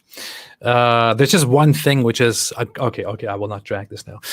David Halliwell made a super chat and said, "I enjoy both of your channels. What I've learned is that the believers, both Muslims and Christians, have not actually read their holy books fully." Thank you so much. I know for a fact that the vast majority of Muslims have never read the Quran. They only recite specific verses within the Quran which are necessary for the prayer without knowing their meaning. If you would go for a percentage, if I could make a guess, I would say that maybe, 95% of Muslims have never read the Quran through. And among those that are left, among the 5%, only very few have read the Quran in a language that they understand. So for Muslims, it is actually true that the vast majority of Muslims have no clue about the contents of the Quran. But I can't speak for Christians. Yeah, I have to disagree a little here, David. I think when maybe I'm wrong. I mean, I can't see omnisciently every Christian out there, but I read the whole Bible from Genesis to Revelation as a Christian, and I was still a Christian for many years. I think the way we approach the text, I was taught by someone how to view it. I was taught by someone how to get around problems that someone else might have raised up. And so now I just look at it critically. I'm able to do so because at the beginning it was all my faith. I'm going to go to hell if I don't believe this. And, I had personal experience, all that stuff that played a role. So anyway, I can't say every Christian, but I think the point he's trying to make is that they aren't really understanding it. Rabbi Tovia Singer, I asked him about the Quran and memorization. He said, yeah, there's definitely some Muslims that memorize it, but they probably don't know what it actually means. And I was like, whoa. That's the issue. There's a big thing about Islam where it is considered a virtue to memorize the Quran and to recite the Quran, but not to know and understand the Quran. And people are actually actively discouraged from reading the Quran in their own language, in a language that they understand, if they are from non-Arabic origins. And most Muslims are of non-Arabic origins and don't know Arabic. So I was discouraged from reading the Quran in a language that I understand. I was told to instead go to scholars and listen to them or read it with them. It's very ridiculous. In comparison, I know for a fact that many Christians do actually engage in Bible studies and read books. Especially they read I know from Christians that many of them read the New Testament very much with a focus on that. I know that my wife used to be a Christian. She has a history of studying and reading the Bible. So I wouldn't say it's the same, but that's just me. I can't make further claims about that. VJ Reddy said, why is the left aligned with Islam when Islamic law has no women's or LGBT rights? Well, I think the answer is very simple. It's just that in the West, it has become a virtue to be to be good and as compassionate and understanding as possible toward minorities. And people falsely and ignorantly and naively simply see Islam as the religion of people who happen to be a minority in the West, which is why they treat it with some absurd sensitivity, which they don't have for other religious beliefs. Like Christianity or Judaism. Yeah. I agree, and I'm trying to be consistent. So for those of you who think I'm a fool, someone who doesn't believe in God, says in their heart there is no God, by definition of the Bible, I want you to know at least I'm being a consistent fool. I mean, nicely, yeah, nice. What was that? There was some question about something that I just wanted to put up here and just look at because it was something personal. Oh, here. Abjanu said, how do you get to work with ADHD, Apostate Prophet? Well, it's a very interesting question. As a matter of fact, I actually wanted to make a video about that. See, I can give you an example as to how that works. I actually wanted to make a video about living and working with ADHD. It took me a very long time to sit down and to make that video, because I didn't know how exactly I should construct it. I changed my mind on it several times. Then I sat down and did record that video. But then it took me a very long time to sit down and work on that video. But as soon as I started working on that video, I realized that I don't really like the video because I was not very focused in that video. And then I wanted to edit parts of that video, but then I couldn't think how I should exactly organize it. So I was thinking of making another video about this. So I made a note of that, and then I completely forgot it, and it's gone now. So if you want to ask me how I work with ADHD, that's basically how I work with ADHD. My mind is constantly talking about different things, and music is playing in the background 24/7 as I'm thinking about, and then it's like, so that's happening, and it's very hard to organize your life, but I take medication for that. I do certain practices like meditating and focus practice, and it somehow works. Yeah, you definitely told me about that. Yeah, ADHD is serious. Yeah, it's pretty bad. But you got a lot of super chats. I don't know if you got to them, man. I don't know why you are so angry about my super chat. I'm so mad that we haven't made sure we get all the criticisms, because people are going to criticize. I know. Benny Olison made a super sticker that says, thank you so much, I appreciate it. Joseph Costa said, but in the Old Testament you weren't allowed to commit fornication or adultery. They broke the law. That's human, not God. Ultimately, here's the deal. You weren't allowed to commit fornication and adultery. In the context that you see here, this isn't talking about go and get this virgins, all the virgins that haven't had sex in these particular regions. And it depends on the context you're talking about. There are even places where every man, woman, and child was to be put to death, including all their cattle in 1 Samuel 15, where Saul's commanded by Samuel, the prophet, to go and do these things. And I've seen gymnastics done by Christian apologists to try and get out of this. It doesn't mean what you think it means. They do the same thing in Judges 11 when it talks about Jephthah's daughter, where Jephthah says, God, if you help me win this battle against my enemies, the first person who walks through my threshold at my door, I'm going to sacrifice them to you. It ends up becoming his daughter. And you would think God would go, okay, like he did with Abraham, look, check it out. We're not going to actually do that because that's a human and that's your daughter. We're going to take a cattle or a cow or a ram or something instead. But I just say that to say, in the context of not committing fornication or adultery, you got to imagine this is being given to the Israelites. So I suspect this is within the community of Israel, that this idea is there. And men had multiple wives. Abraham himself, Isaac and Jacob, multiple wives. So if you marry this woman or she's your concubine, I think these are kind of loopholes. But anyway. Oh, yeah. Deborah. What's up, Deborah? Oh, Deborah. Yeah. Do you know Deborah? Yeah, I'm actually finishing her book, Crucifying the Bible, right now. Oh. Okay. I wasn't aware. Okay. Nice to have you here, Deborah. Okay. All right. Let's go through these super chats quickly. Frances Conrad said, I actually wanted to make this a 1-hour stream. That's what I said to Derek at the beginning, but this is how I always am. I come together with David Wood and I tell him, hey, you know what? Let's not go over an hour. And then we end up talking for 2.5 hours. And every time after this stream, you're like, wait, didn't we say 1 hour? And he's like, yeah, but ADHD, baby. Francis Conrad said, please don't lie about slavery in the Bible, mate. Just saying. Look, Okay. I mean, let me just put a book up on the screen. Let's keep it short. Okay. I'm not going to comment.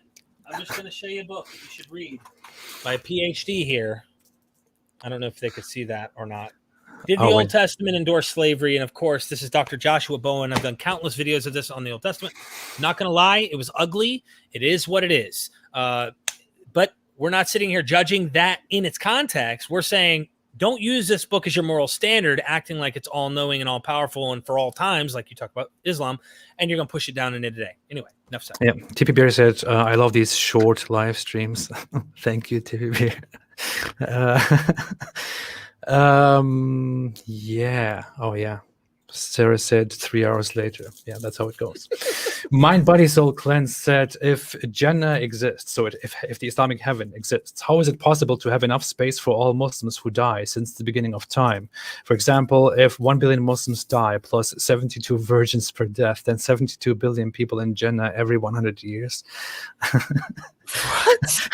So don't think about the logistics of it. Just forget about it. But it's a very strange thing. It's I'm not saying this is a problem. I'm not saying this is a theological problem, but it was actually a question that I had in my mind when I was a Muslim. I thought, wait a minute. So all the Muslims go to heaven since the beginning of everything, and then we will have our companions and this and that. It's like, how big is heaven? How do we travel in heaven? How do we see each other? How do we get anywhere? And then I was like, okay, this is just something I shouldn't be thinking about. I can't imagine it. But it is a weird thing. One thing that I want to correct is the Islamic teaching is not that every Muslim gets 72 virgins. It's that there is a hadith that martyrs will have 72 virgins, but that the average Muslim, I think, or a Muslim will get at least 2 virgins, as far as I remember. That's what the notion is. So don't be too excited about 72. You might have fewer than that. Learn to live with that. Yeah. Well said. What do you think about virgins, Derek? Oh, man. Oh, goodness. It makes me think of Mormonism in a way, because this is one of the early polygamist teachings. And in fact, Joseph Smith, when I did a series on this, on Joseph Smith and Mormonism, he claimed to be the modern Muhammad. And he actually ran for the United States president. I don't know if most people know this, but he tried to run for president. This guy had hitmen as his close friends. This guy was like a political force to reckon with, kind of like what we see with Muhammad. Islam has its political tendencies. Oh, this is my buddy. Stop scamming, man. Oh, man, that's awesome. Anyway, yeah, it's just so much there with polygamy and multiple women, and like you're gonna have all these chicks, and you know, I don't know. I don't know. I actually, when I began to take a course on world religions, and we went through different religions, and we arrived at Mormonism, and I started learning about it, and then I went home and began personally studying Mormonism, and read through a bunch of stuff and listened to a bunch of stuff, crunched it into a few days, stuff that you would learn over a few weeks. And to be very honest, I thought, okay, Mormons are nice, very nice people, looks very ordered, very cool and all that. But dude, all the stuff that I have learned about the religion, all the stuff that I have learned about Joseph Smith, it really made me feel disgusted. I thought, this is disgusting. This is terrible. I mean, it feels disgusting to me. It looks like this is like a modern Western white version of Islam. That's what I thought. I don't know. Wow. Wait a minute. I need to refresh this screen quickly. It does that. When you have ADHD, you gotta refresh it. Yeah. Yeah. Yeah. Okay. Here we are back. All right. I will try to go through the super chats very quickly. I actually have plans. I need to go somewhere. Yep. But Mitch Mazzaroli said, "Can you give me the story of how the moon was split? Surely that would leave a mark." Thank you so much for the super chat. Well, it did happen. We have pictures. The moon was split in two. Just kidding. We actually don't. Yeah, some people actually try to bring some photos of certain shapes and certain rifts that exist on the moon, but not just on one spot. That exist everywhere on the moon in different shapes, and also on different moons, and on different satellites and planets, and try to say, look, this is proof that the moon was split in two. But that's complete garbage. I don't know. In all honesty, I would think if this is something magical that Allah makes, and he causes the moon to be split in two, then Allah could also put it together without leaving a mark. If you want to believe in something very absurd, then you could also believe in the absurdity of it coming together without leaving any mark. I want to be very honest about that. But what's very absurd about this is that the moon was split in two in 7th century Arabia at night, and nobody else in the whole world saw this. In the 7th century, we're not talking about 7,000 years ago. We're talking about the 7th century, where we had civilizations, where we had people across the world that were interested in the sky, in the objects in the sky. We had moon gods and all that. There would be records of this. It's simply absurd to believe in such a thing. Francis Conrad said that God is all-knowing, yet condoned slavery is massively defeated by the fact that Christians alone on earth defeated slavery using the New Testament. Christians on earth use the New Testament, condone slavery in the South. So, both sides, this is something well drawn out. There are scholars you can read on this. The Southern slave owners were reading, be good to your masters, slaves, and slaves, or masters, be good to your slaves. I mean, they were using the Bible to condone the very thing that eventually did get abolished, and thankfully it got abolished. But I think it's just because humans had the tendency of becoming better, not because the religion. I think people are good in nature mostly, whereas religions oftentimes create these conflicts, and then it even stirs up that whole us versus them tribal mentality, and that's a big no. People are making fun of the whole moon splitting notion, saying people were asleep at night. This is actually something that a Muslim apologist said in response to my criticism that nobody saw the moon split, that we have no single evidence. He actually made a video in which he said, the reason we don't have heaps of evidence is that people were asleep at night. That's what he said. My gosh. It never ends. It will always escape. It was in another dimension. I mean, eventually it's like, this is what happens. And it happens with every single one of these. So anyway. Yeah. Hakatas Quiditas said, if your guest left Christianity because of end times prophecies, did he look at all into Orthodox preterism? So Orthodox preterism, I know now. And I didn't leave just because of that. I also saw motifs of dying and rising God, myth, motifs that are in antiquity.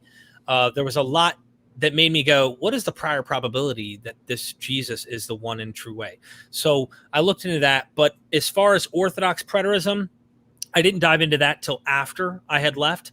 I became a full preterist while I was still in Christianity. And then I got excommunicated from the Presbyterian PCA church because I became a full preterist, because I was trying to be true to Jesus' words, where he promised that generation in that time. And Paul said, we who will remain and are alive at his coming, 1 Thessalonians 4, will be taken, with the Lord.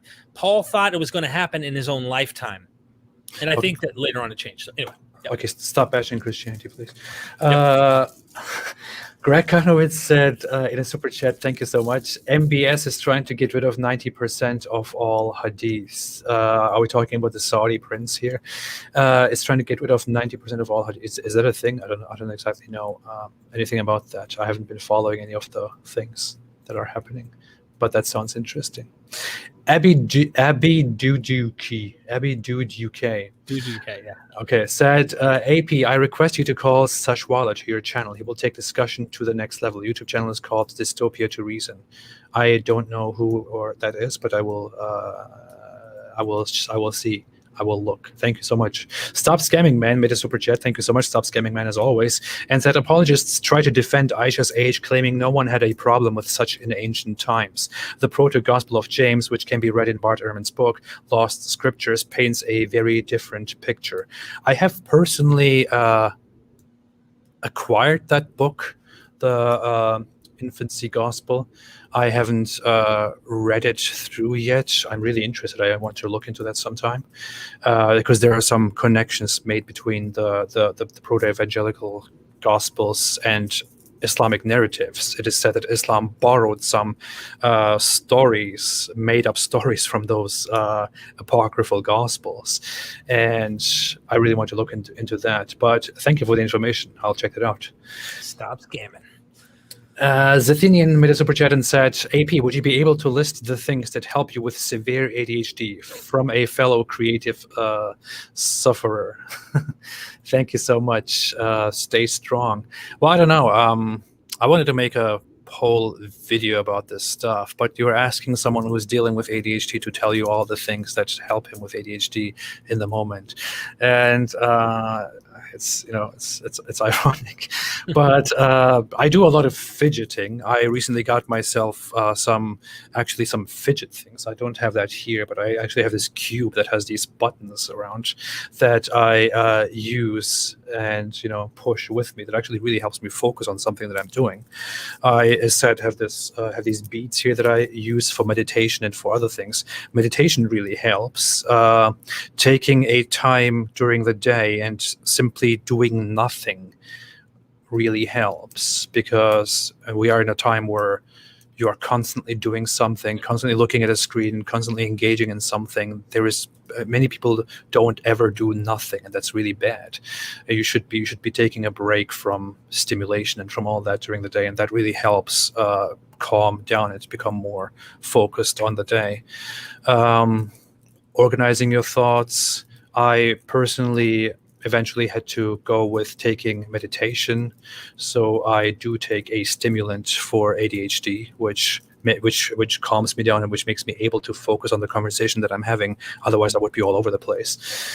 So things like these are helpful, I would say. But these are just things that everyone will tell you. One thing is, I will not tell you to go and get to make a list and that stuff. That's the dumbest thing, which I think. When you have ADHD and you look for solutions to manage your life in a proper way, and you go online and experts give you the advice, just make a list, keep an agenda. Dude, it doesn't work. That's the whole problem. That doesn't work. You can't stick with that. But anyway, Rum Runner made a super chat and said, Derek, how did you handle the obvious contradictions in the Bible, like the death of Judas, etc.? That's a big part of why I left the religion. Before, I used to try and reconcile them. And I mean, now I see a clear issue. So it wasn't the reason I left. But now I see it as obviously two different narratives. But yeah, I'll leave it at that. I'm trying not to be too critical here on a lot of this stuff. They get me on the Bible stuff, but yeah, there's definitely a problem there. There's a book you could read if you're interested. You're interested in checking it out right here. It's just The Resurrection: A Critical Examination of the Easter Story. There you go. Mm-hmm. Thank you for the super chat. Thank you so much. Another one, Ahmed Khan made a super chat and didn't add anything. Thank you so much. I really appreciate it. Stop Scamming Man made a super chat and said, another problem with attempts to claim Muhammad is in the Bible is many cite from the last third of Isaiah, and most relevant academics deem Isaiah 40:66, which they refer to as second and third Isaiah, to be later additions. Yeah, this is in reference to what I have been dealing with Muhammad in the Bible. I didn't actually go into the claims recently that concern Isaiah, simply because I thought it is no longer necessary at the point that I was when I was analyzing the Kaaba and other issues. But I think I did deal with Isaiah 42, if I'm not wrong, which many Muslims use as a supposed prophecy about Muhammad, and it is just simply absurd. And one more thing about using Isaiah as a source to say that Muhammad is prophesied in the Bible is, what is Isaiah to Muslims? And why is Isaiah? What is Isaiah to Muslims? Why would they bring up Isaiah? Yeah. Well, I saw you engage the guys on my channel, and they were like, "Stop using the Bible. We don't even care about the Bible. The Bible doesn't." And then they're using the Bible to try and prove that the Bible somehow supports it, but then they don't want you to talk about it. And then you're like, it's like, do you do it or do you not? And Well, on top of that, the problem is the Quran never talks about the Bible. Islam never talks about the Bible, never mentions the Bible. What the Quran talks about is the Torah and the Injil, which is the Evangelion, which is the gospel, or they call it the gospel. They can't even point at what the gospel is. Now, you could say that Torah can maybe used as a general term for the Hebrew Bible. You could argue that, but the Quran also refers to this Torah as the book that was given to Moses the entire time. The Quran never makes a mention of different books, except it mentions one book which is called Zabur, which was revealed to David, with the poor understanding that Islam has about scriptures. And people think that by that the Psalms are referenced, which would also be idiotic, because the Psalms are not thought to have been written by David, and they are also not some divine inspiration that he wrote down word for word. That's not what the Psalms are. So when it comes to Isaiah is not a prophet that is ever mentioned in Islamic sources in scripture, and the book of Isaiah and the books of these prophets are never mentioned in these Islamic sources. So when Muslims want to bring proof that Muhammad is prophesied in the Bible, and then they appear to Isaiah, that's just very weird. You should ask them in response, wait a minute, who is Isaiah to you? What do you believe about Isaiah? And where exactly do you take this knowledge from? Well, they take it from the Bible alone. That's it. It's really amazing. I'll end on this, that even when, well, obviously Christians don't see that at all, but no one, no Jew, no Christian, no atheist, secular scholar, no one sees Muhammad in the Bible except Muslims. So that's a really good note. And I mean, I think right now I've won some brownie points with some of the Christians on there, and that are in your chat that probably don't like me. The fact is, we can all agree Muhammad is not prophesied, is not pictured in the Bible. At the very least, Christians might say, well, he was the Antichrist or something. I don't know, but I'm just throwing it out there that, like, no one sees that prophecy in any positive light of a prophet coming, and that being Muhammad. Yeah, Muhammad was a guy who was in the 7th century Arabia, who happened to become successful through his exploits, through his campaigns, who happened to spread his religion through the world through a series of events that say nothing further about whether his religion is true or not. And it is absurd to assert that he is actually found in the Bible. If Genghis Khan had established a major religion like Muhammad's, maybe we would be following Genghis Khan's religion today. He was just a brutal conqueror with ambitions to rule the world and spread his own ideas. A few more super chats, and then we can I'll let you go. Stop Scamming Man said, in the Old Testament, no mention of hell, yet when the Quran speaks of Old Testament figures, it drenched in talk of hell. Old Testament writers weren't squeamish about portraying a vengeful God, yet no talk of this. Yeah, I mean, that's you could make a whole deeper analysis of this, but it's just there is a big contrast, isn't there, between how the Quran reads and how the Bible reads. The Bible is, as you say, it has no problem with the whole with the idea of a vengeful God, and yet the Bible is not a book that is just from beginning to end constantly ranting about those who disbelieve and all that. It is a book mostly of telling the history, telling how God leads his people, how he interacts with them, prophets come and make prophecies, and so on. With the Quran, you simply have a book that is much shorter, that is simply full of ramblings and threats of hellfire and torture and punishment on almost every page. It is just so not similar to the scripture that it claims to be a sequel of, It's anachronistic, to put it lightly. That's it. Simple as that. This concept of hell being pushed back into the Old Testament is also anachronistic. Yeah. Ahmed Khan said, AP question, are you a Christian or do you follow any religion today? I had assumed you are an agnostic or an atheist. Thank you so much for the super chat. I am what you would technically call an atheist, since I do not believe in the one God that we are expected to believe in, which is why the division between theism and atheism happens, and I would be technically an atheist, but I don't really call myself an atheist. I don't care. So I am not an agnostic because I don't think God is not something that we cannot know, which is why we cannot, make any certain claim about it and all that. I think calling yourself an agnostic is a little bit of a cop-out. It would be a cop-out in my position, at least. To me, I think I am pretty certain that the one God does not exist, and that there is no such creator. But I would also say that the whole word God alone is a concept that was introduced by certain religions, and that this is a function of human development, which is now part of the past. So I like calling myself a post-theist. This is something that I want to run with, and I want to hold this position. I'm a post-theist. I'm not an atheist necessarily. Yeah. Such a negative term too, though. Like, you just don't believe. You don't believe. Like, I believe in something. It's just not God. Yeah. And universally speaking, it's a little bit absurd to call yourself an atheist and to use that as a label. It's like, if you are in China, it doesn't make any sense to call yourself an atheist. Qatar Hindu made a super chat and said, Allah sent Burak a mule instead of a chariot with a comfortable seat. At least a couch should have been sent by the Almighty God in respect. Thank you for the super chat. This is a reference to Muhammad rode on the back of a flying mule to Jerusalem, and from there he ascended to space. To heaven.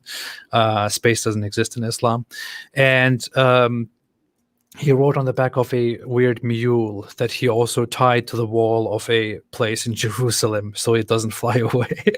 And it's just such a dumb narrative. I don't know what else to add to this. John Coleman made a super chat, thank you so much, and said, the holy books say the earth is only a few thousand years old, and germ theory is just a theory. Checkmate, scientists. Yeah. Wow. What do I say? Is he saying, it's hard to tell if he's like trolling and joking or if he's like serious and saying, trolling. You know what I mean? It's just kind of hard to tell. Yeah. But sure, whatever you want to say, yeah. I mean, I don't even know. Yeah. Question to me comes from A1ism, and says, Apostate Prophet, do you really think you are not purposely created, that no creator? Yes. I mean, did your mom and dad, were they actively in love and appreciated each other, and there you come out of nowhere? Obviously, there's purpose to you being created, and them wanting to carry you. They could have got rid of you as a child and cast you away or whatever. No, I think we have meaning and purpose in and of ourselves, and you don't have to be transcendent in order for that to be the case by a metaphysical being. So that's a whole different discussion now. Yeah, I was just joking. I'm not trying to. I wouldn't want to just dismiss it with yes or no and then just move on. Well, my view is that that there is no meaning. No inherent meaning to life. So when I say that there is no meaning to life, or when I say there is no objective purpose or creator and all that, what I'm saying is not that that life is meaningless, boo-hoo, sad, and all that. That's not the idea to get. That's the idea that you have if you believe that there should be such a thing as an inherent meaning, an objective meaning to life. And then the opposite of that would be that life is objectively meaningless. That's not how I view it. In my opinion, it is absurd to seek for an objective inherent meaning in life, and that this seeking for such an objective meaning actually contributes to human suffering. And it is an absurd struggle. This is basically roughly the idea of the philosophy known as absurdism. And in my opinion, life is not meaningful or meaningless, because the whole concept of meaning, inherent meaning, is an absurd expectation to have of life. Life is meaningful within its own context. I am alive. I live. I have certain functions. I know where I came from. I know my history. I know human history, human civilization. I live in a world where so many other people lived. I contribute to a world where future generations, including my children, will live. I enjoy things. I am pleased by things. I am hurt by things. Accordingly, I live my life and create meaning within that and live within that context. It's like, to me, the whole concept of objective meaning is like the concept of objective of a creator. Just because I don't believe that there is a creator, that doesn't mean nothing exists or nothing makes sense. And just because I don't believe that there is objective meaning, that doesn't mean that everything is meaningless and I should just go and die. Yeah, and it just depends on how you define some of this stuff.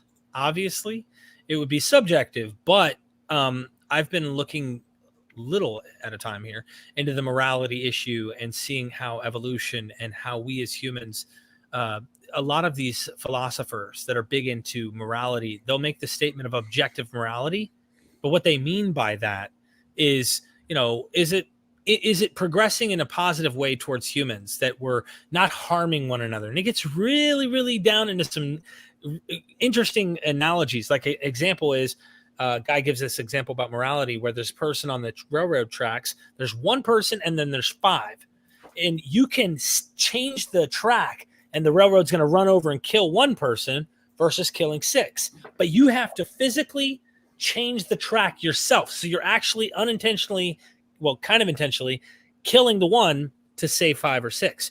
Then the other analogy is you bump into a person who's on a bridge, the one person dies, but he stops the track from killing six people, but you're not actually the one pushing the lever.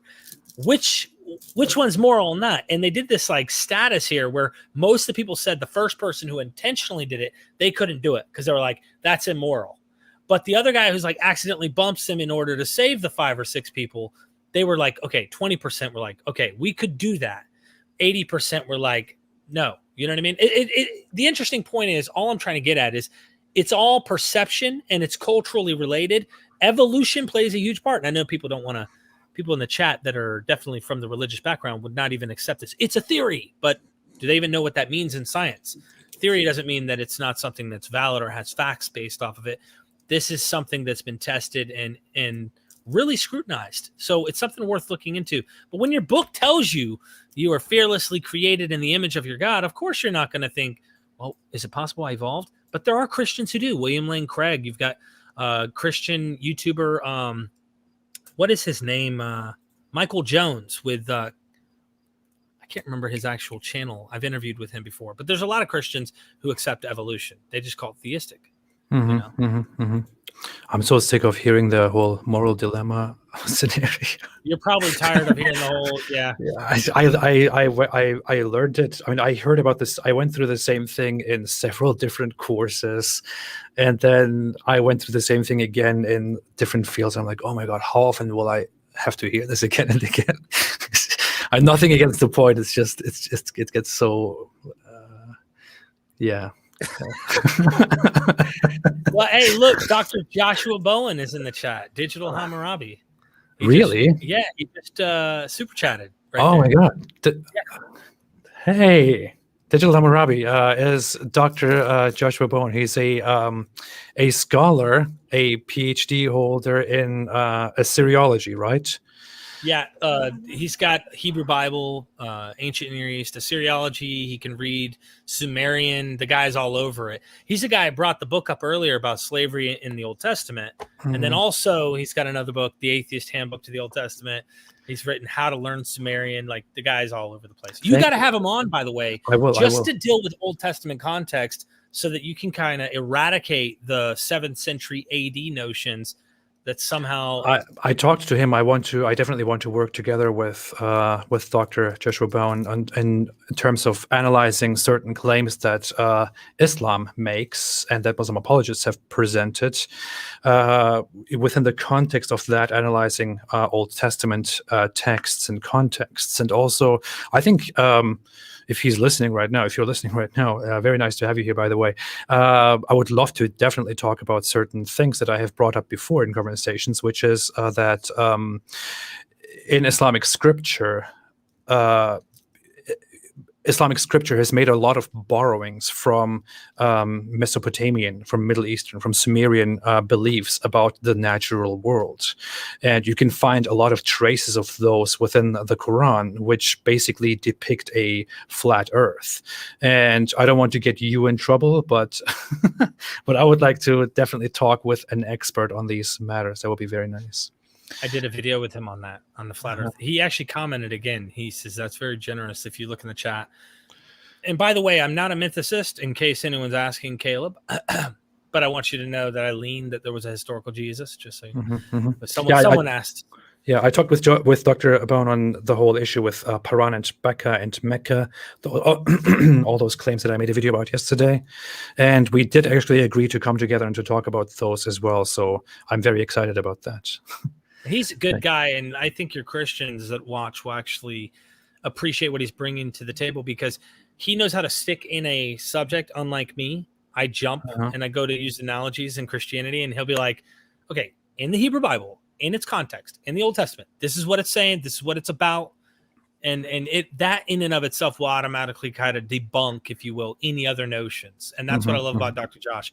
Christians love his stuff until he's looking at the New Testament. Then they're like, we'll ignore this part and then come back later when he's digging into Old Testament studies or whatever. Dr. Abdul Majid, who is actually a scholar and a student of knowledge in Islam, said you could have replied saying no discussion, but he did not reply at all. I'm very sorry, Dr. Abdul Majid. I know you were talking about, he sent me an email in which he asked me to have a conversation or a discussion or a debate with him on Islamic matters. I did initially respond, then I forgot to respond with the details. I entirely forgot that. I'm very sorry, Dr. Abdul Majid. I keep forgetting getting back to many people. It's not just about you, but I will definitely respond, and I would love to have a conversation with a scholar about Islam. I will get back to you.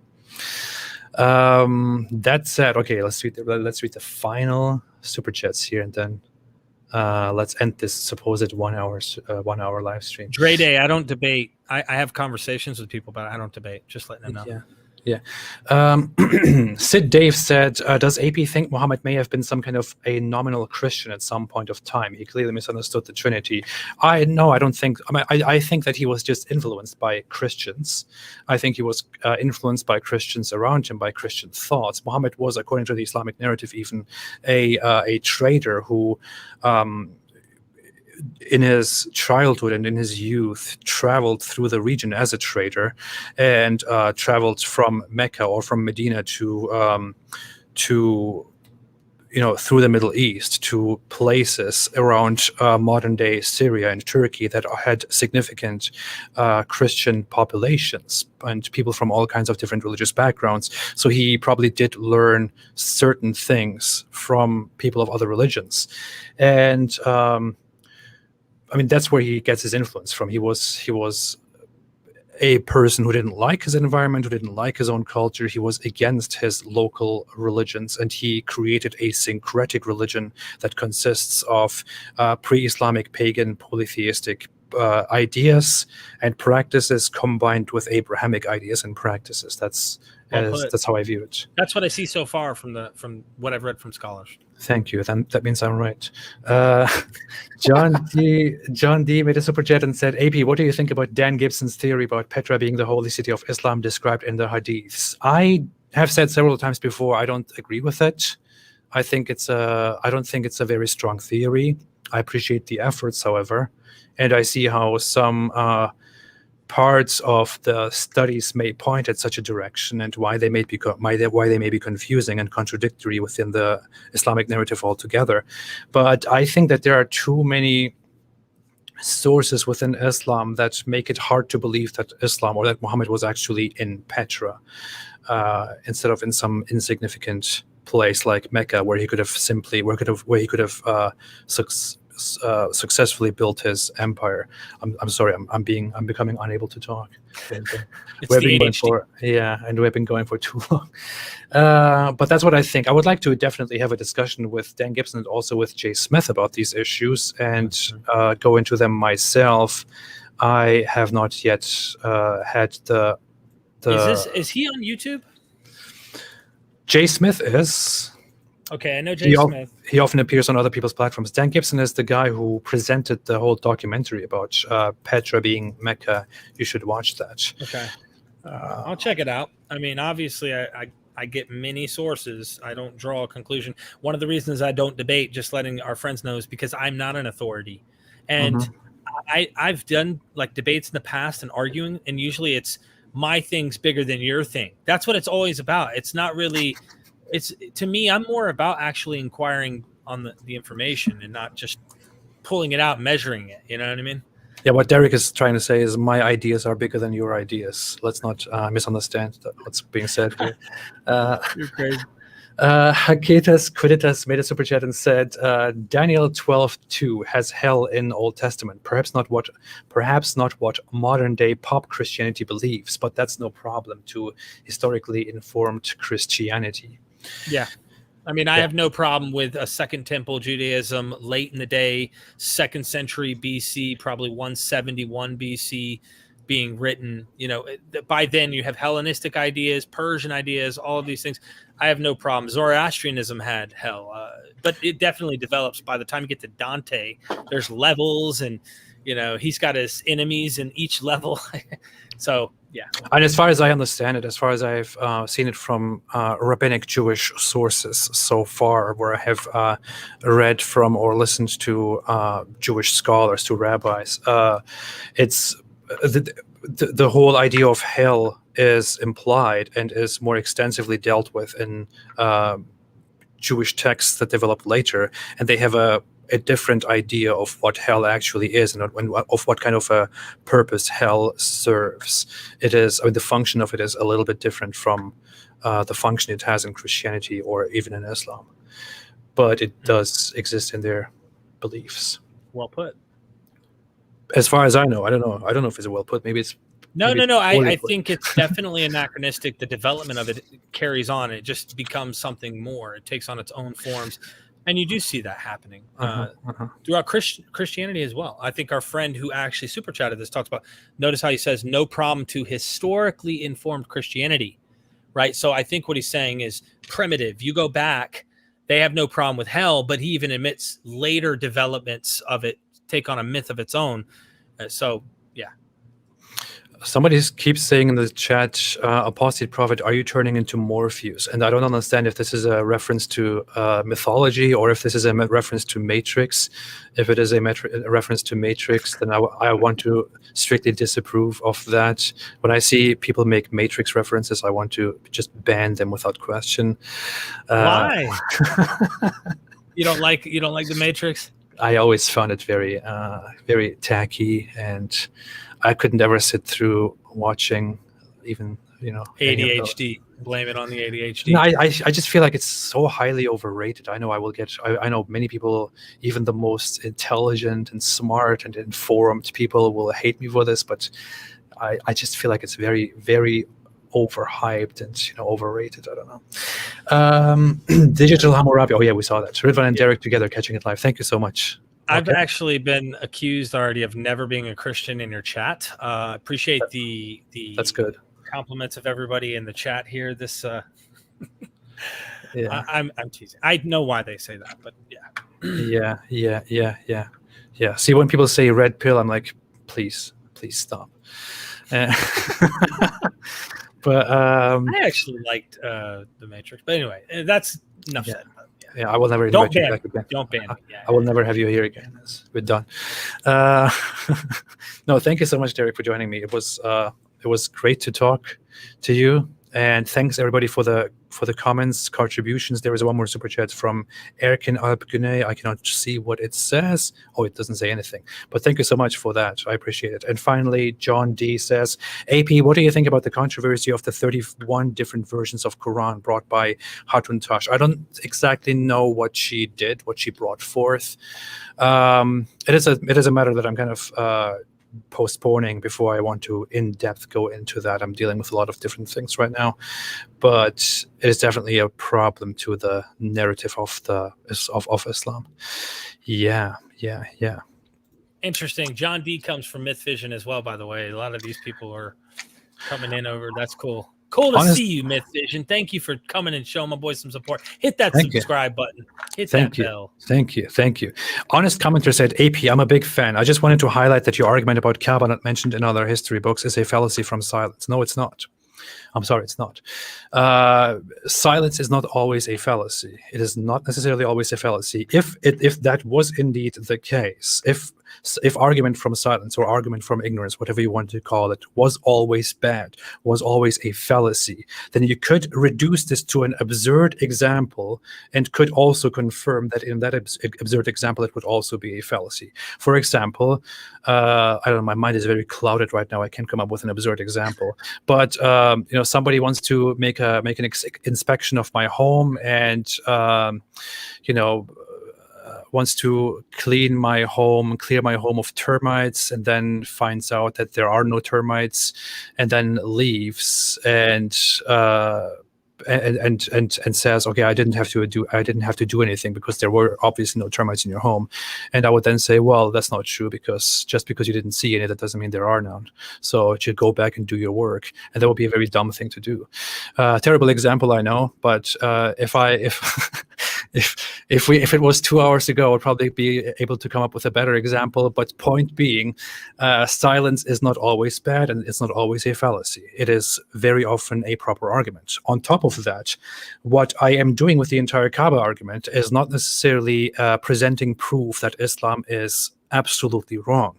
What I'm doing is to present an argument and raise a question in order to make the point that something which Islam asserts is very likely wrong, and that this contributes to Islam being wrong. And this is a very simple form of abductive reasoning, where you look at the facts that you have at hand, and then you proceed with them. You see, the Quran claims that Abraham built the Bible upon the commands of Allah.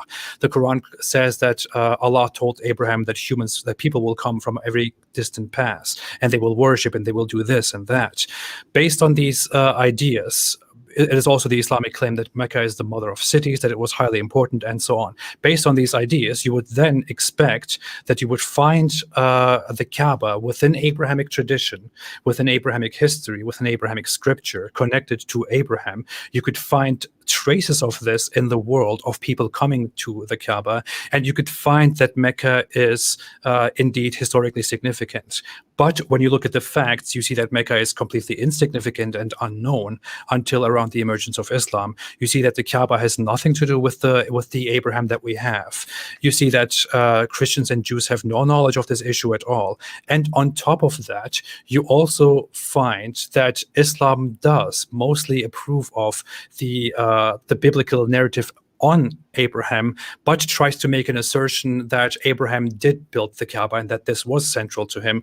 But those two things are not really reconcilable. If the biblical narrative about Abraham is true, then why in the world did he build the Kaaba? Why is none of that mentioned? Why is there no history connected to that? It simply doesn't make sense. Why would Abraham come there, make this global mission given to him by Allah, and then simply go there and live the rest of his life up there far in the north, nothing to do with this land?